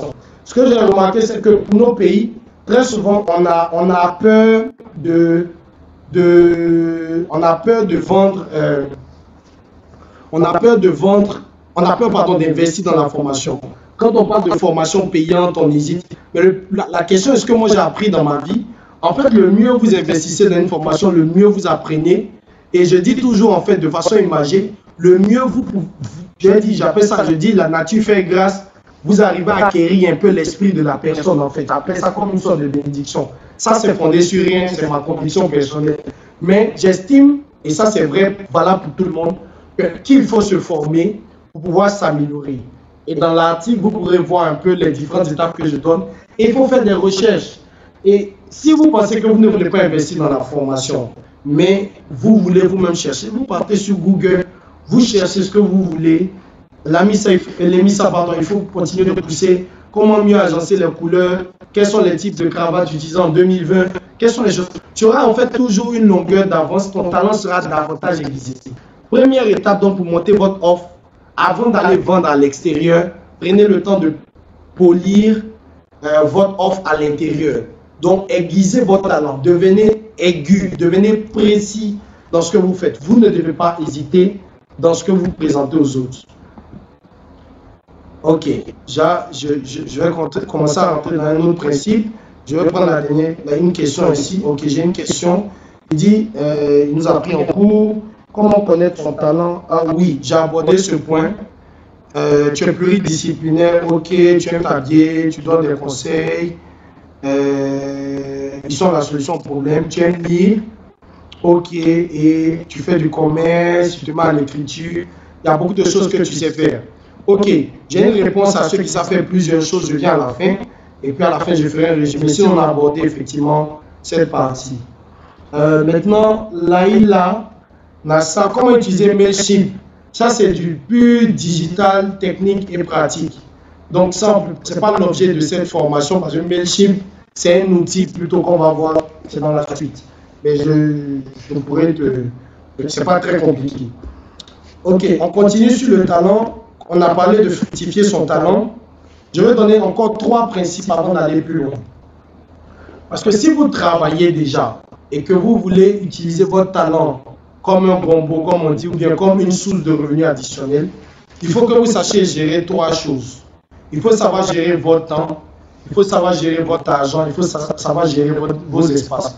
Le plus important pour ceux qui travaillent dans ce cas-là, c'est la gestion du temps. Il y a ce qu'on appelle les 6 lois de la gestion du temps pour être efficace. Je vous donne encore le lien. que vous pourrez exploiter. Il faut apprendre à gérer votre temps avec ces 6 lois. Ça va vous faire énormément de bien. Mais je vais présenter quelques 2 ou 3 que j'ai situés ici pour que vous puissiez avoir ce qu'il faut. Parce que si vous travaillez, il faut pouvoir trouver du temps pour vous consacrer à votre passion, à ce que vous aimez ou à votre talent pour qu'il puisse vous rapporter de l'argent. Donc, dans ce cas, ce que vous devez faire pendant vos 8 heures de travail, vous devez être très efficace. La première loi que je vais vous partager parmi les 6 lois, c'est la loi de Pareto. La loi de Pareto vous dit que 20% de nos actions donnent 80% de nos résultats. Donc, dans la journée, en fait, vous devez identifier le temps dans lequel vous êtes le plus productif. Et pendant ce temps-là, vous devez faire le maximum de ce que votre travail exige de vous. Je prends le cas. Moi, je suis, par exemple, productif de 11h à 13h. C'est un exemple, mais ce n'est pas mon cas. Donc, de 11h à 13h, je vais chercher à m'isoler. Et puis, c'est pendant ce moment que je vais mettre en place des stratégies marketing où je vais vérifier la stratégie de mon entreprise. Je vais vérifier que mes marques vont dans la bonne direction. Parce que je sais qu'à ce moment, je suis très efficace. Et je fais les choses les plus difficiles pendant ce temps. Ça me permet d'être très efficace au bureau et de passer moins de temps au bureau. Dans mon expérience personnelle, je suis arrivé aujourd'hui à pouvoir, en 2 heures de temps, voire 4 heures maximum par jour, finir l'essentiel du travail qui a attendu de moi en une journée. Donc, vous allez me voir bosser de 8 heures à midi, j'ai fini de faire tout ce que je dois faire. Donc, j'ai l'après-midi carrément que je peux utiliser pour faire mes projets. Parce qu'à la fin, votre entreprise, si vous commencez à développer votre talent à l'extérieur, votre entreprise va toujours attendre de vous que vous puissiez avoir les résultats. Si vous avez les résultats, que vous bossez 1 heure, personne ne va vous fatiguer. Mais si vous n'avez pas les résultats et que vous vous permettez de bosser 1 heure, vous aurez la pression, vous aurez de mauvaises notes, vous pouvez être renvoyé. Donc, première chose, assurez-vous d'exceller dans votre travail. Pour exceller, vous n'avez pas besoin de dépenser tout le temps que vous passez au bureau. Vous pouvez optimiser en appliquant la loi de Pareto. Vous prenez les heures où vous êtes le plus concentré, vous faites le maximum des tâches sur votre bureau et le reste du temps, vous pouvez vous concentrer sur vos business personnels. La loi de Parkinson vous dit de vous fixer des délais réalistes. Les délais, c'est très important. Ok, oui, ceux qui demandent le PowerPoint après, il n'y a pas de problème. Cette formation est totalement gratuite. Je vais mettre à votre disposition le PowerPoint, il n'y a pas de souci. Voilà, je reviens. Donc, la loi de Parkinson, c'est se fixer des délais et des petits objectifs. Par exemple, pour Koulibaly qui me disait, ok, je veux vendre, donc, disons, j'ai un talent culinaire, je peux vendre du très bon barbecue. Donc, ce que je fais, une fois que j'ai aiguisé mon talent bien, avant même d'aiguiser mon talent, je me dis, tu vas construire un agenda ou comment on dit ça, une échelle de temps. Tu vas te dire, ok, bon, j'ai fini la formation avec Wilfried, ce que je fais, d'ici la semaine prochaine, je prévois visiter 5 sites internet, apprendre de nouvelles techniques sur la manière de préparer. Première semaine. Deuxième semaine, je vais faire les tests moi-même sur mes barbecues. Troisième semaine, je vais m'asseoir pour concevoir moi-même mon offre de barbecue, ce que je veux vendre. Quatrième semaine, je vais par exemple créer mon blog ou créer ma page Facebook ou comme ça. Donc, il faut que vous ayez des délais, mais il faut faire de petits objectifs. Parce que si aujourd'hui Koulibaly se lève et puis il dit, paf, je vais ouvrir un restaurant, ce qui risque d'arriver dans la vie de Koulibaly, c'est qu'il ne va probablement pas réussir à arriver au restaurant. Parce que l'objectif est trop gros, il est trop loin. Donc, il faut avoir un réflexe cartésien. C'est-à-dire qu'il faut découper ce que tu veux faire en petites réalités et mettre des délais réalistes. Si tu sais que pour visiter les sites internet, tu vas prendre 10 jours, mets 10 jours. Donc, le même conseil s'applique à l'émissaire qui a donné son exemple de savoir s'habiller, d'être bien dans la mode. Tu te dis, ok, tout de suite vas se dire, ok, ce que je peux faire pour vendre mon talent, je vais tout de suite créer une entreprise de vente d'articles vestimentaires. Mais pour créer la boutique, il va te falloir de l'argent, il va te falloir un magasin. Donc, rien qu'à y penser, tu vas te décourager, tu ne vas pas arriver. Ce qu'il faut faire, il faut aller par étapes. Première étape, c'est comment d'abord tu aiguises ton talent. Ça peut te prendre 1 semaine, 2 semaines. Tu le mets. Et tu vas voir qu'à force d'atteindre des petits résultats, à force de les réaliser, tu seras quand même encouragé à aller beaucoup plus loin. Mais si tu fixes un grand objectif comme ouvrir ta boutique, quand tu vas commencer, tu seras découragé en haut. Donc, fixez-vous des petits objectifs sur l'entrepreneuriat et que vous commencez à réaliser étape par étape. Ça va vous permettre d'arriver. Deuxième chose, ce principe est valable pour votre travail. En général, lorsqu'on nous donne une présentation, vous avez un travail à faire au bureau, que vous devez rendre au bout de 2 semaines, et ça, c'est ce que j'appelle la malédiction des élèves. Tous les élèves aiment bien cela. Ils vont attendre le dernier jour pour faire ce qu'on attend d'eux. Donc, ne faites pas pareil. Dites-vous que, ok, on m'a demandé de faire un truc qui va me prendre, qui exige de moi, par exemple, 10 pages. Je vais faire 2 pages le premier jour, 3 pages le deuxième jour, 4 pages le quatrième jour. Et avec ces petits délais, vous allez arriver, par exemple, à atteindre vos résultats et être dans le temps. Mais si vous attendez la veille d'un travail, et c'est la veille que vous voulez faire ce travail pour rendre à votre supérieur hiérarchique, eh bien, la veille, imaginons que vous ayez 1000 clients qui viennent à votre porte, qui veulent que vous vendiez, vous êtes en train de passer à côté d'une opportunité business parce que vous n'avez pas bien fait votre travail. Donc, il faut appliquer ces lois-là dans votre vie professionnelle, de sorte que vous ayez un temps efficace pour travailler sur votre business. Et puis, la dernière loi que j'aime bien, la loi d'Illy, c'est de vous accorder des pauses. Parce que la chose la plus difficile quand on commence à se jeter dans l'entrepreneuriat ou à vendre ses talents, c'est de savoir en fait se reposer. Vous risquez de prendre votre corps. J'ai dit, je travaille de 8h à 17h pour mon entreprise, enfin, pour mon employeur. Et puis à partir de 18h jusqu'à 22h, 23h, tous les jours, je suis en train de travailler pour moi. Je rentre, je suis épuisé. Si votre corps peut le supporter, tant mieux. C'est un exemple que je suis en train de prendre. Pour être heureux, vous n'avez pas besoin de maltraiter votre corps. Vous devez travailler dur, oui. Vous devez travailler, mais vous devez vous imposer des pauses pour que votre corps puisse récupérer.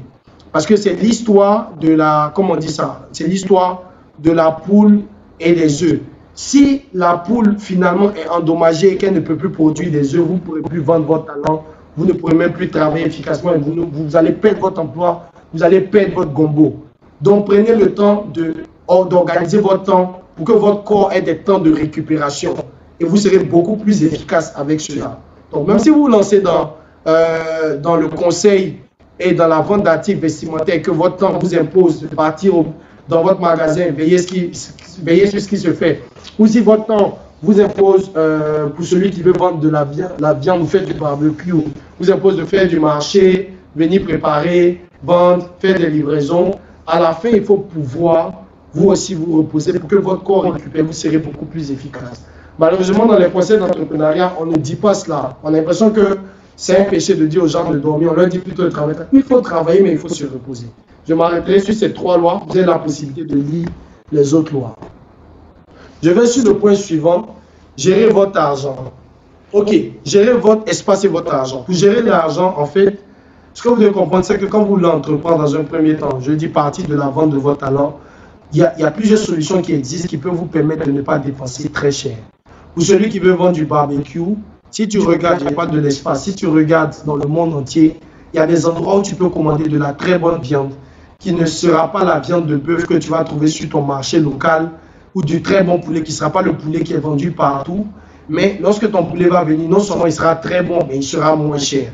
Donc, il faut regarder en fait au-delà de votre espace, de votre territoire. Il faut regarder au-delà d'Abidjan, de la Côte d'Ivoire. Il faut regarder au-delà de votre pays. Il faut regarder au-delà. Il faut chercher les moyens d'économiser ou de dépenser peu pour pouvoir faire votre business à partir de votre talent. Parce que si vous commencez à partir de rien, vous n'êtes pas obligé d'investir beaucoup au début pour faire du business. L'idée, c'est d'acquérir de l'argent progressivement et de pouvoir ensuite, avec cet argent qu'on acquiert progressivement, agrandir les choses. Quelqu'un veut faire un champ de 1 hectare, il peut commencer tout de suite par un champ de 6 mètres carrés, 3 x 2. Et avec les 6 mètres carrés, ce qu'il va prendre, il va engranger comme argent, par exemple, il fait de la tomate. Sur la vente de la tomate, il peut le garder pour passer de 6 mètres carrés à 12 mètres carrés, de 12 mètres carrés à 24 mètres carrés, de 24 mètres carrés à 48. Et puis voilà, on continue de monter.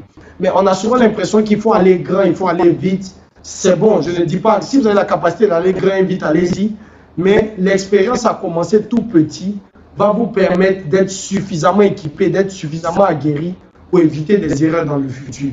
Donc, réfléchissez à la manière dont vous voulez mettre de l'argent pour optimiser votre talent. Vous pouvez trouver ce que vous cherchez, vous pouvez le trouver simplement. Aujourd'hui, moi, je fais de la formation à distance, je fais du coaching à distance. J'utilise des logiciels et des outils qui ne me va pas plus de 10 000 par mois.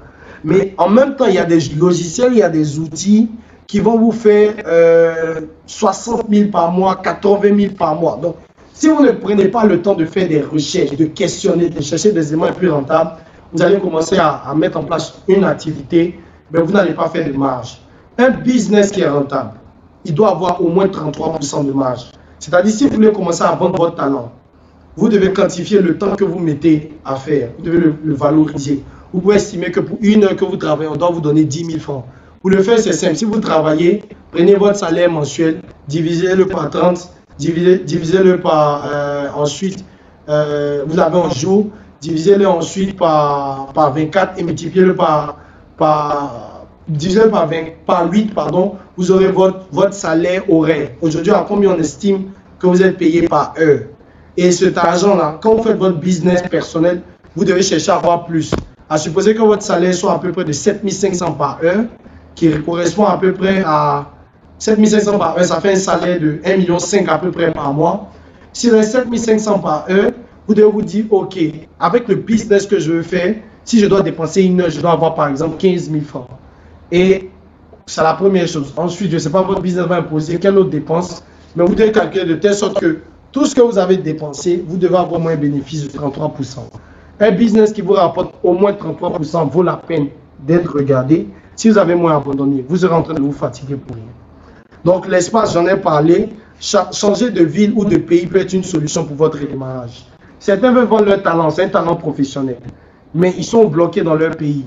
Il y a du travail, par exemple, autour de vous, au Burkina, au Mali. Il y a du travail au Congo. Il y a du travail au Ghana. Il y a du travail au Sénégal. Mais souvent, vous êtes cantonné à votre ville et vous avez l'impression qu'à part votre ville, vous ne pouvez pas aller loin. Ouvrez votre esprit, ouvrez votre espace. Souvent, vous pouvez même vous lever, aller vous installer au Portugal et trouver une opportunité d'emploi. Donc, j'ai par exemple un ami qui a pris le défi de se rendre en Colombie. Je me suis demandé, il va faire quoi en Colombie?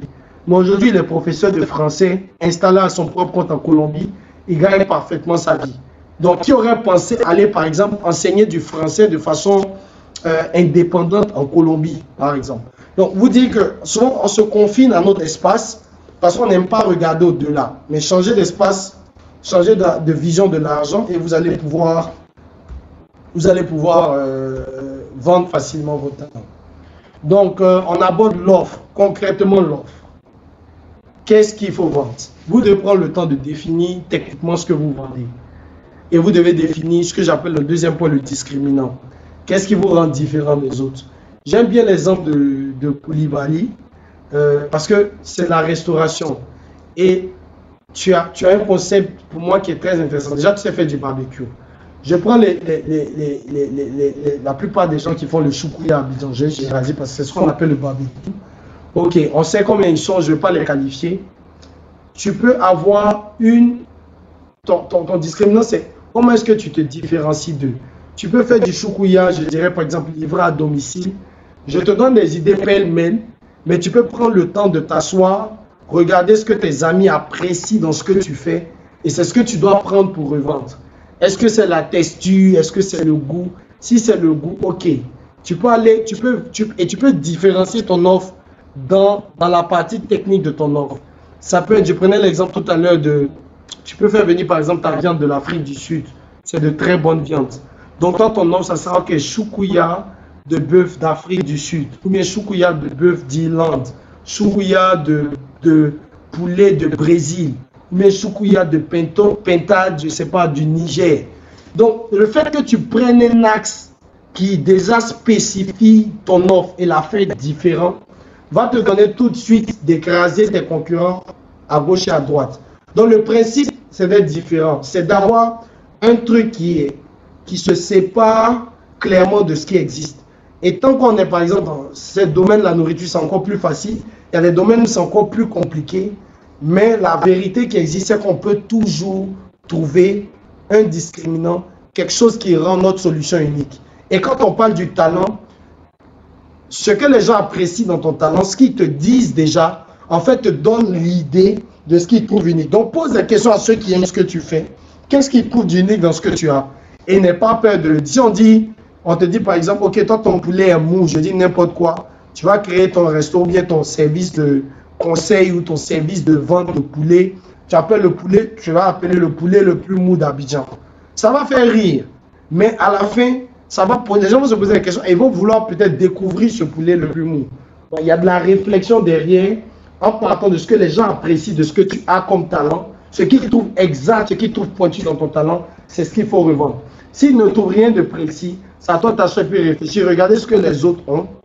Regardez ce que tes clients cherchent. Voilà pourquoi on a fait tout à l'heure l'étude ici. Les différentes raisons principales pour lesquelles ils ont recours aux alternatives. Pourquoi est-ce que les gens vont chez à l'abattoir? Pourquoi est-ce que les gens vont chez le choukouyaman du quartier? Qu'est-ce qu'ils recherchent? Et tu peux même leur demander ce qu'ils ne trouvent pas là-bas. Et tu peux voir que dans ce que toi tu as, tu peux offrir quelque chose. Donc, ça va t'aider à fixer ton quoi. Il faut fixer aussi les détails. Tu auras aiguisé ton talent, donc tu peux donner une qualité supérieure à ce que tu fais. Donc, aiguiser ton talent, ça sera te former. Si tu te formes et que tu apprends par exemple à assaisonner le choukouya avec des épices, disons 100% naturelles de la Côte d'Ivoire, venez découvrir le choukouya par exemple, assaisonné aux épinards. Donc, dans l'offre technique que tu fais, tu peux pousser la qualité un peu plus loin parce que tu aurais aiguisé ton talent. Pour celui qui s'habille, pour l'émissa par exemple, ou pour celui qui écrit le livre, tu auras pris le temps de te former, tu auras appris ce que c'est qu'un livre, ce que c'est qu'un bon livre aujourd'hui, les critères qu'on regarde pour les bons écrivains. Tu t'assures que quand tu rédiges ton livre, tu tiens compte de cette qualité. Le plus produit, c'est ce que tu offres en plus que les autres. Donc les gars font du choukouya, mais ok, ils le font, je vais dire, je prends l'abattoir, ils ont des formules où ils emballent avec la pomme de terre et tout ça. Toi, tu peux faire du choukouya emballé par exemple, où tu offres gratuitement avec des pâtes alimentaires. Je vais parler de spaghettis. Tu peux varier du choukouya, missa, de la tseke, c'est déjà.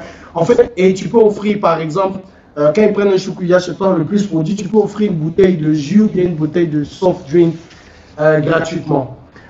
Le troisième point, quand vous définissez votre offre, il faut définir votre marque. Comment est-ce que vous allez appeler votre produit ou bien votre talent que vous voulez vendre? Quel nom vous pouvez mettre dessus?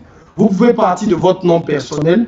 Le problème avec le nom personnel, c'est que si vous n'êtes plus, vos héritiers ne peuvent pas hériter de votre business. Ça sera difficile. C'est possible, mais difficile de revendre à moins que vous ayez une taille critique. Parce que quand vous prenez un business comme Nestlé, oui, c'était le nom du gars qui est devenu le nom de la boîte aujourd'hui.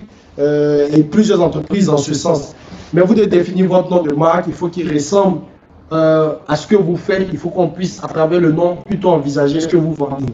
Et il faut définir l'identité graphique. Donc votre logo, vos couleurs, les polices que vous utilisez, le ton d'expression de communication de votre marque, c'est très important parce que c'est ce qui va vous permettre à la fin de rester consistant. Quand on va voir votre couleur bleu ou rouge, on sait par exemple que c'est vous. Et si vous remarquez, pour ceux qui m'ont suivi depuis longtemps, je suis toujours dans mes mêmes thèmes, orange et bleu. Je ne fais rien de différent. Donc, quand vous regardez, vous dites, ok, ça peut être expertise, marketing, mais ça peut être Wilfried Clément. J'ai la manière dont je gère mes marques, mais il faut le définir dans votre offre. Je vais aborder, maintenant l'aspect communication. Normalement, notre séance est censée terminer dans 5 minutes. Ce que je vais faire, je vais courir pour terminer. Et puis, je vais prendre des questions. Donc, permettez qu'on puisse étendre de quelques 10 à 15 minutes encore. Mais vous pouvez vous retirer pour ceux qui veulent se retirer. OK. Donc, je regarde. OK, possible d'avoir le PowerPoint sur mon mail. Oui, le PowerPoint, vous l'aurez. Il n'y a pas de problème. Je continue. Ça nous disait concernant le barbecue, pourquoi ne pas lancer des invitations sur les réseaux sociaux ou dans votre cercle d'amis professionnels et les participants contribuent par exemple. En Orange Money, vous définissez un lieu de rendez-vous chaque dimanche soir. Ce sera convivial, certes, mais payant. Ce dimanche à Yopougon, dimanche au Changré, barbecue mobile. Mais si ça nous l'idée est parfaite, je pense que Koulibaly ne va pas refuser. Merci, parce que tu as compris qu'on peut faire énormément de choses. Moi, je vous donne juste un cadre, un framework. Ce que je vous donne, c'est d'activer en fait votre esprit, c'est de provoquer vos neurones pour les mettre en fait en réflexion pour que vous puissiez vendre quelque chose. L'idée, c'est que tout peut se vendre. Je suis en train de donner les étapes. Il faut aiguiser votre talent. Il faut comprendre votre marché. Il faut définir votre offre. Mais ça sous-entend en background, comme je vous ai dit, que vous apprenez à bien gérer votre temps, vous apprenez à bien gérer votre argent et votre espace. Ça va vous aider à pouvoir vendre quelque chose de manière beaucoup plus concrète. Donc après l'offre, oui, ça nous a abordé le point suivant dans sa proposition en termes de communication. Vous avez identifié votre talent, vous savez maintenant ce que vous voulez vendre. Donc vous voulez faire un barbecue tournant pour rester dans l'idée de Sanou, ou bien vous voulez faire de la livraison de barbecue, ou bien vous voulez faire du service, vous voulez transformer votre jardin ou bien votre maison en barbecue, ou bien les messages, je vais créer une boutique vestimentaire, ou bien je vais ouvrir une page de conseil en styliste, par exemple. Je sais ce que je vais faire. Ensuite, il faut maintenant communiquer sur un visible. Pour que les gens vous achètent, il faut être visible. Il faut que les gens sachent que vous existez. Donc voilà ce que je traduis dans la pyramide. Il faut vous faire connaître, il faut vous faire aimer, il faut vous faire acheter, et puis enfin il faut fidéliser votre clientèle. Donc comment se faire connaître, c'est de réfléchir. Et on a réfléchi dans la partie analyse de notre marché, c'est où est-ce que les gens qui sont mes potentiels clients sont. Si je veux leur parler, comment m'assurer que mon message leur parvient? Je vais m'assurer d'être là où ils sont et de communiquer. Aujourd'hui, l'avantage qu'on a, et c'est un peu sur ça que je vais faire le focus, on a les réseaux sociaux. Si vous avez très bien utilisé Facebook, vous savez utiliser Instagram, vous savez utiliser Twitter, vous savez utiliser Snap, vous savez utiliser YouTube, vous savez utiliser tous les outils digitaux, vous êtes capable de savoir vous faire connaître. On ne se fait pas connaître, on se fait connaître là où c'est pertinent, c'est bon.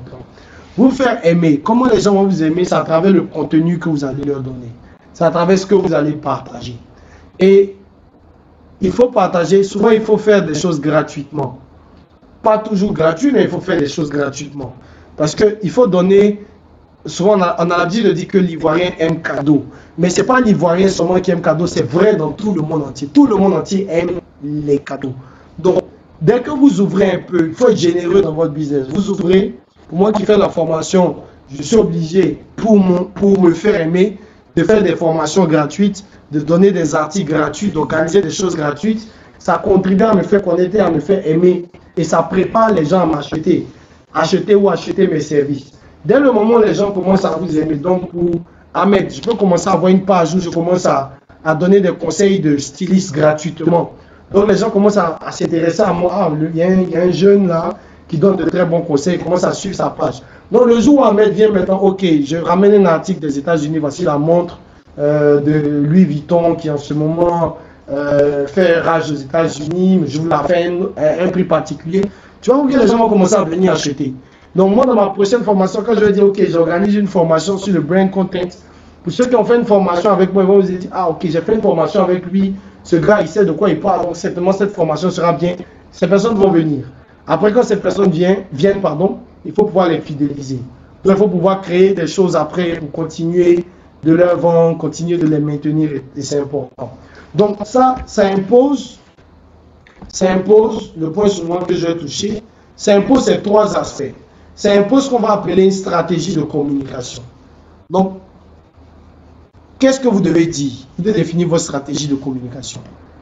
Pour le faire, vous devez utiliser les réponses du marché. C'est-à-dire, votre marché, je reviens sur la question qu'on a posée ici, c'est le pourquoi. Quelles sont les différentes raisons principales pour lesquelles les gens ont recours aux alternatives de ce que vous savez faire?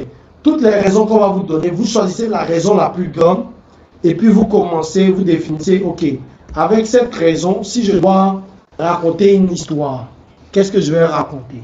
Par exemple, pour moi, quelqu'un qui écrit des livres, il va se dire, ok, les gens cherchent dans les livres aujourd'hui, par exemple, des conseils pratiques qu'ils peuvent appliquer le lendemain. Donc, celui qui écrit des livres va se dire, ok, moi, ma stratégie de communication, c'est de dire, ok, j'ai des livres qui vous permettent d'améliorer votre quotidien chaque jour. Mais je vais dire, par exemple, en 2 heures de lecture seulement, trouver la solution à vos réponses. Donc, ça sera mon axe de communication. Après, tout ce que je dois définir dans l'année ou peut-être dans les 3 mois qui viennent, je vais commencer à dire, ok, donc voilà comment je vais tourner autour de cela. Dans une autre étape, il faut définir clairement le contenu. Est-ce que je vais utiliser des images, je vais faire des vidéos, Est-ce que je vais faire des séries? Si je le fais, je vais parler de quoi concrètement là-dedans et tout cela. Donc, les réponses du marché devraient vous aider à faire cette partie-là. Pour ma part, en février, je bouge beaucoup, mais si tout se passe bien, je vais lancer une formation sur le brand content. Donc, pour donner aux gens, en fait, des outils et des techniques pour animer leur page Facebook, que ce soit la page de l'entreprise, mais leur page de business personnel, ou comment dire ça? Oui, pour trouver du contenu, pas seulement sur Facebook, mais comment bâtir une stratégie de contenu pour se faire connaître, pour se faire aimer et pour se faire acheter. Donc, ça sera le mois prochain. Donc, comme j'ai vos adresses, je vous enverrai les détails de la formation pour le mois de février. Et quand on finit, on se pose la question sur quel média on le dit. Donc, vous répondez aux questions. Que dit-on? Comment le dit-on? Et où le dit-on? Une fois que vous l'avez fait, vous avez mis en place ce qu'il faut pour vous faire connaître. Il faut utiliser le digital dans un premier temps. Aujourd'hui, les médias traditionnels sont tellement chers que vous ne pouvez pas aller là-dessus quand vous voulez vendre votre talent. Par contre, aujourd'hui, sur Facebook, vous pouvez vendre tout et facilement, enfin, et de façon plus optimisée. Dans un premier temps, vous pouvez commencer, comme ça nous le disait, par votre cercle d'amis. Si j'ai 5000 amis sur Facebook, quand je fais mon annonce de mon talent que je vends, je vais le poster d'abord sur mon mur, je vais le mettre dans ma story, je vais l'envoyer une box à certaines personnes. Si j'ai appris Facebook et je sais aller plus loin avec Facebook, je vais créer une page Facebook, je vais faire une publicité, je vais sponsoriser ma publicité, je vais m'assurer de bien définir ma cible, de bien sponsoriser. Par exemple, si je sais utiliser Instagram, je fais pareil. Instagram est lié à Facebook au passage. Et si je sais utiliser LinkedIn, je sais utiliser YouTube, je fais pareil. Donc, le premier réflexe, c'est vraiment les réseaux sociaux. Aujourd'hui, en fonction de ce que vous vendez, vous pouvez arriver facilement à investir 50 000 sur Facebook pour rapporter 500 000 francs à peu près par mois. Et c'est des choses que vous pouvez faire facilement. Moi, dans la pratique, ce sont des chiffres que je fais facilement, en dehors de mon travail. Donc, si je lance une formation, je dis n'importe quoi, je lance une formation, je la lance à 10 000 francs la formation, je me dis, je veux 50 personnes participer à la formation, ça me fera 500 000 francs. Donc, je vais mettre un budget marketing qu'il faut derrière pour avoir justement mes 50 personnes. Généralement, je vais peut-être mettre 100 euros. Donc, ils vont me faire à peu près 60 000 pour avoir 500 000. C'est un exemple que je donne. Ce que vous savez faire, quand vous avez défini votre offre, vous pouvez commencer et vous devez commencer dans l'ère dans laquelle nous sommes à utiliser le digital pour vendre. Et encore une fois, votre marché ne se restreint pas qu'à la Côte d'Ivoire. Votre marché est ouvert à l'Afrique de l'Ouest francophone.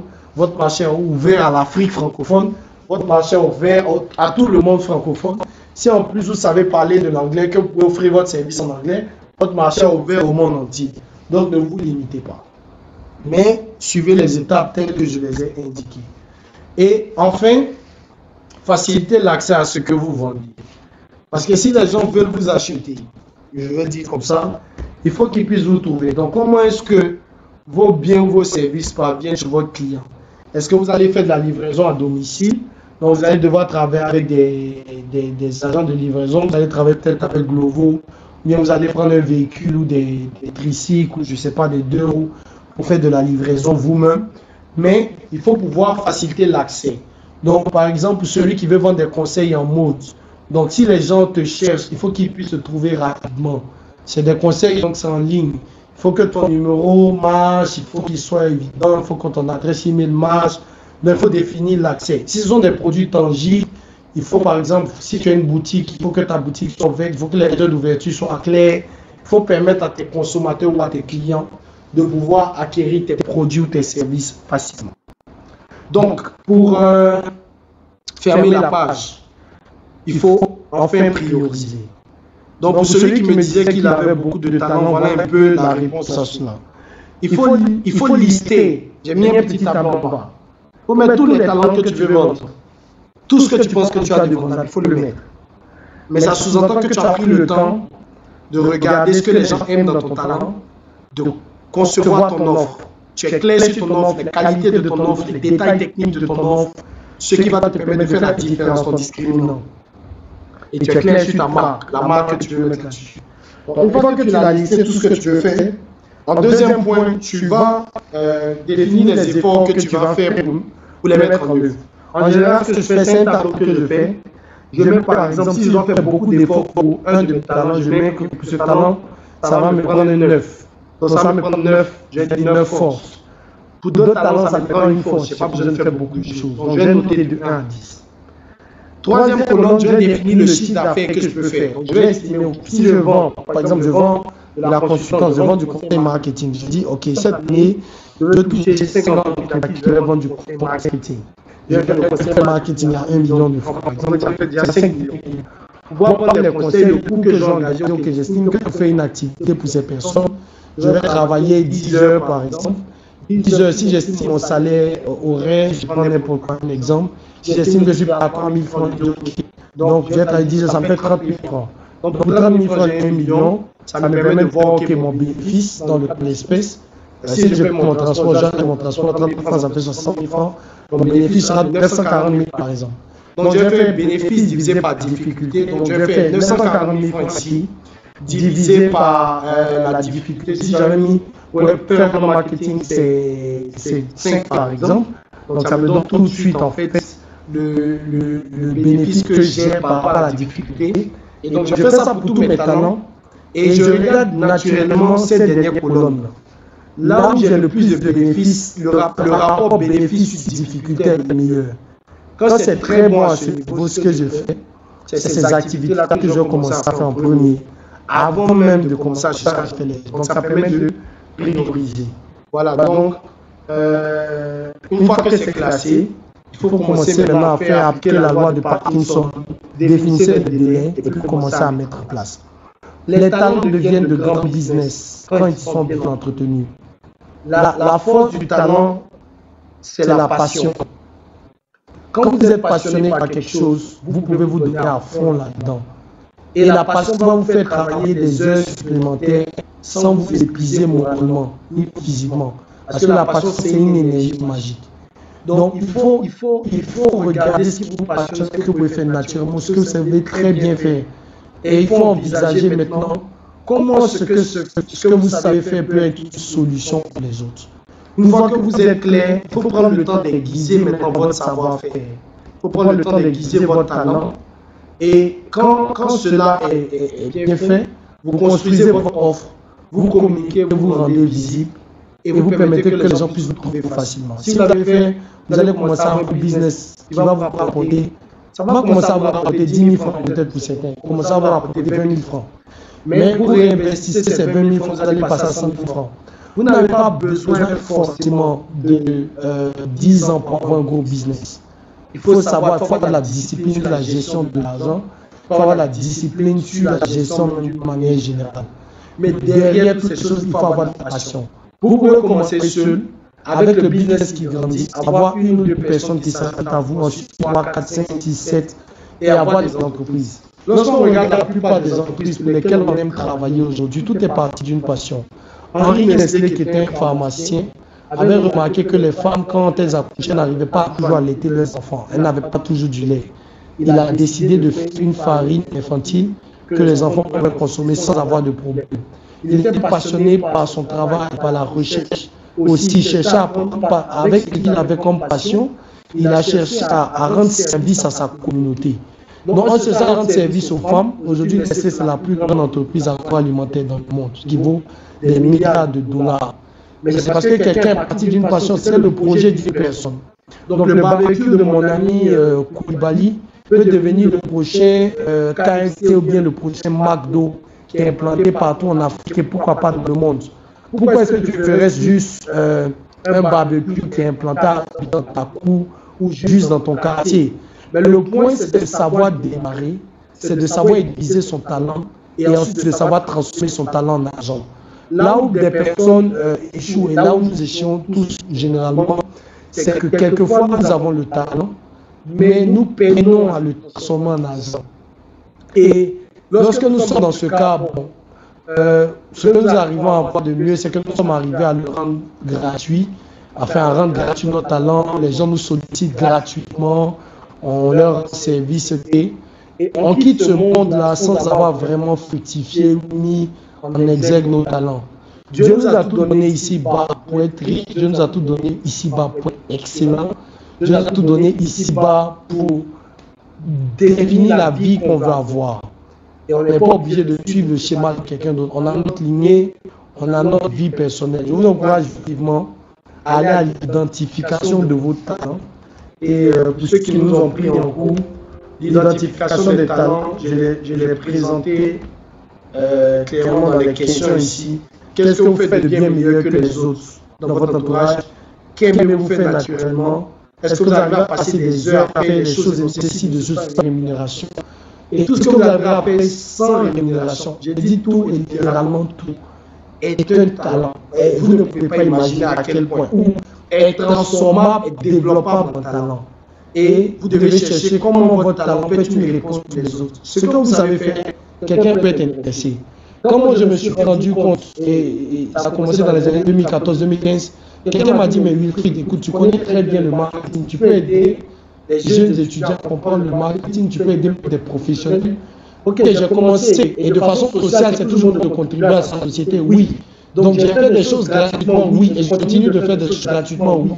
Mais en même temps, j'ai aussi besoin de fructifier, d'avoir de l'argent.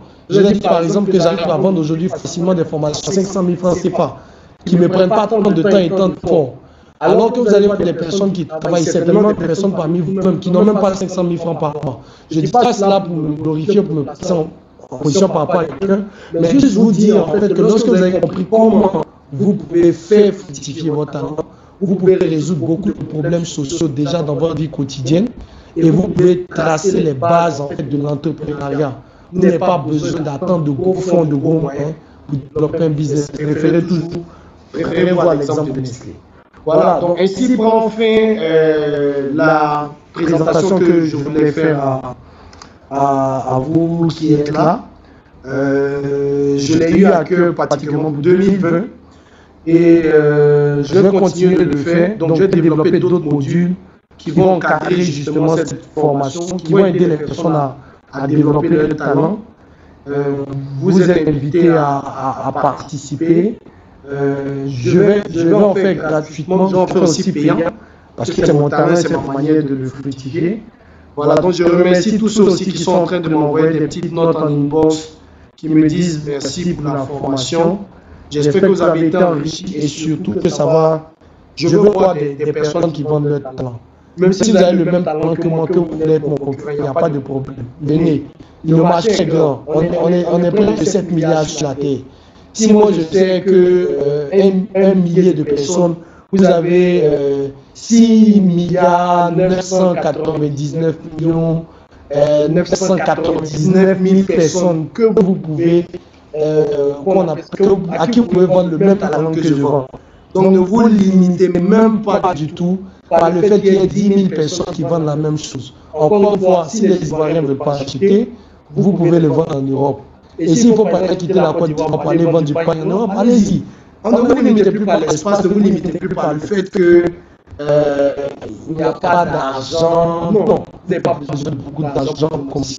Vous avez de la matière en vous-même, ce que les gens aiment, ce que les gens apprécient. Donc, c'est vraiment ce que je voulais présenter. Merci à tout le monde pour vos encouragements. Donc, je vois vos commentaires.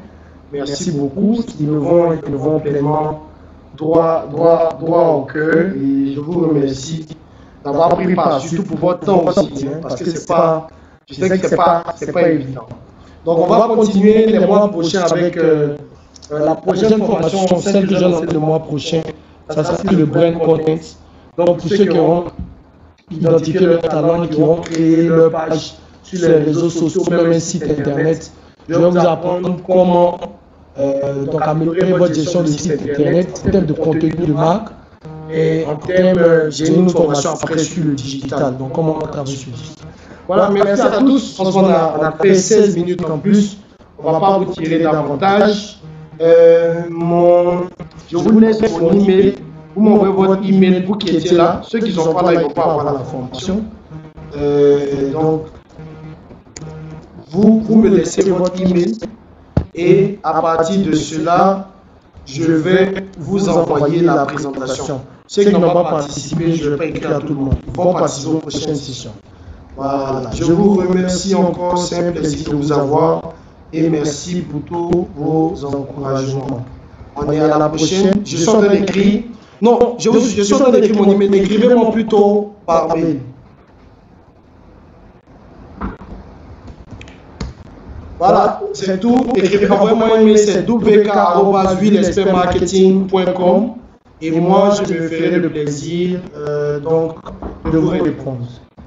Allez, je vous remercie. Bonne soirée à tous et à très bientôt.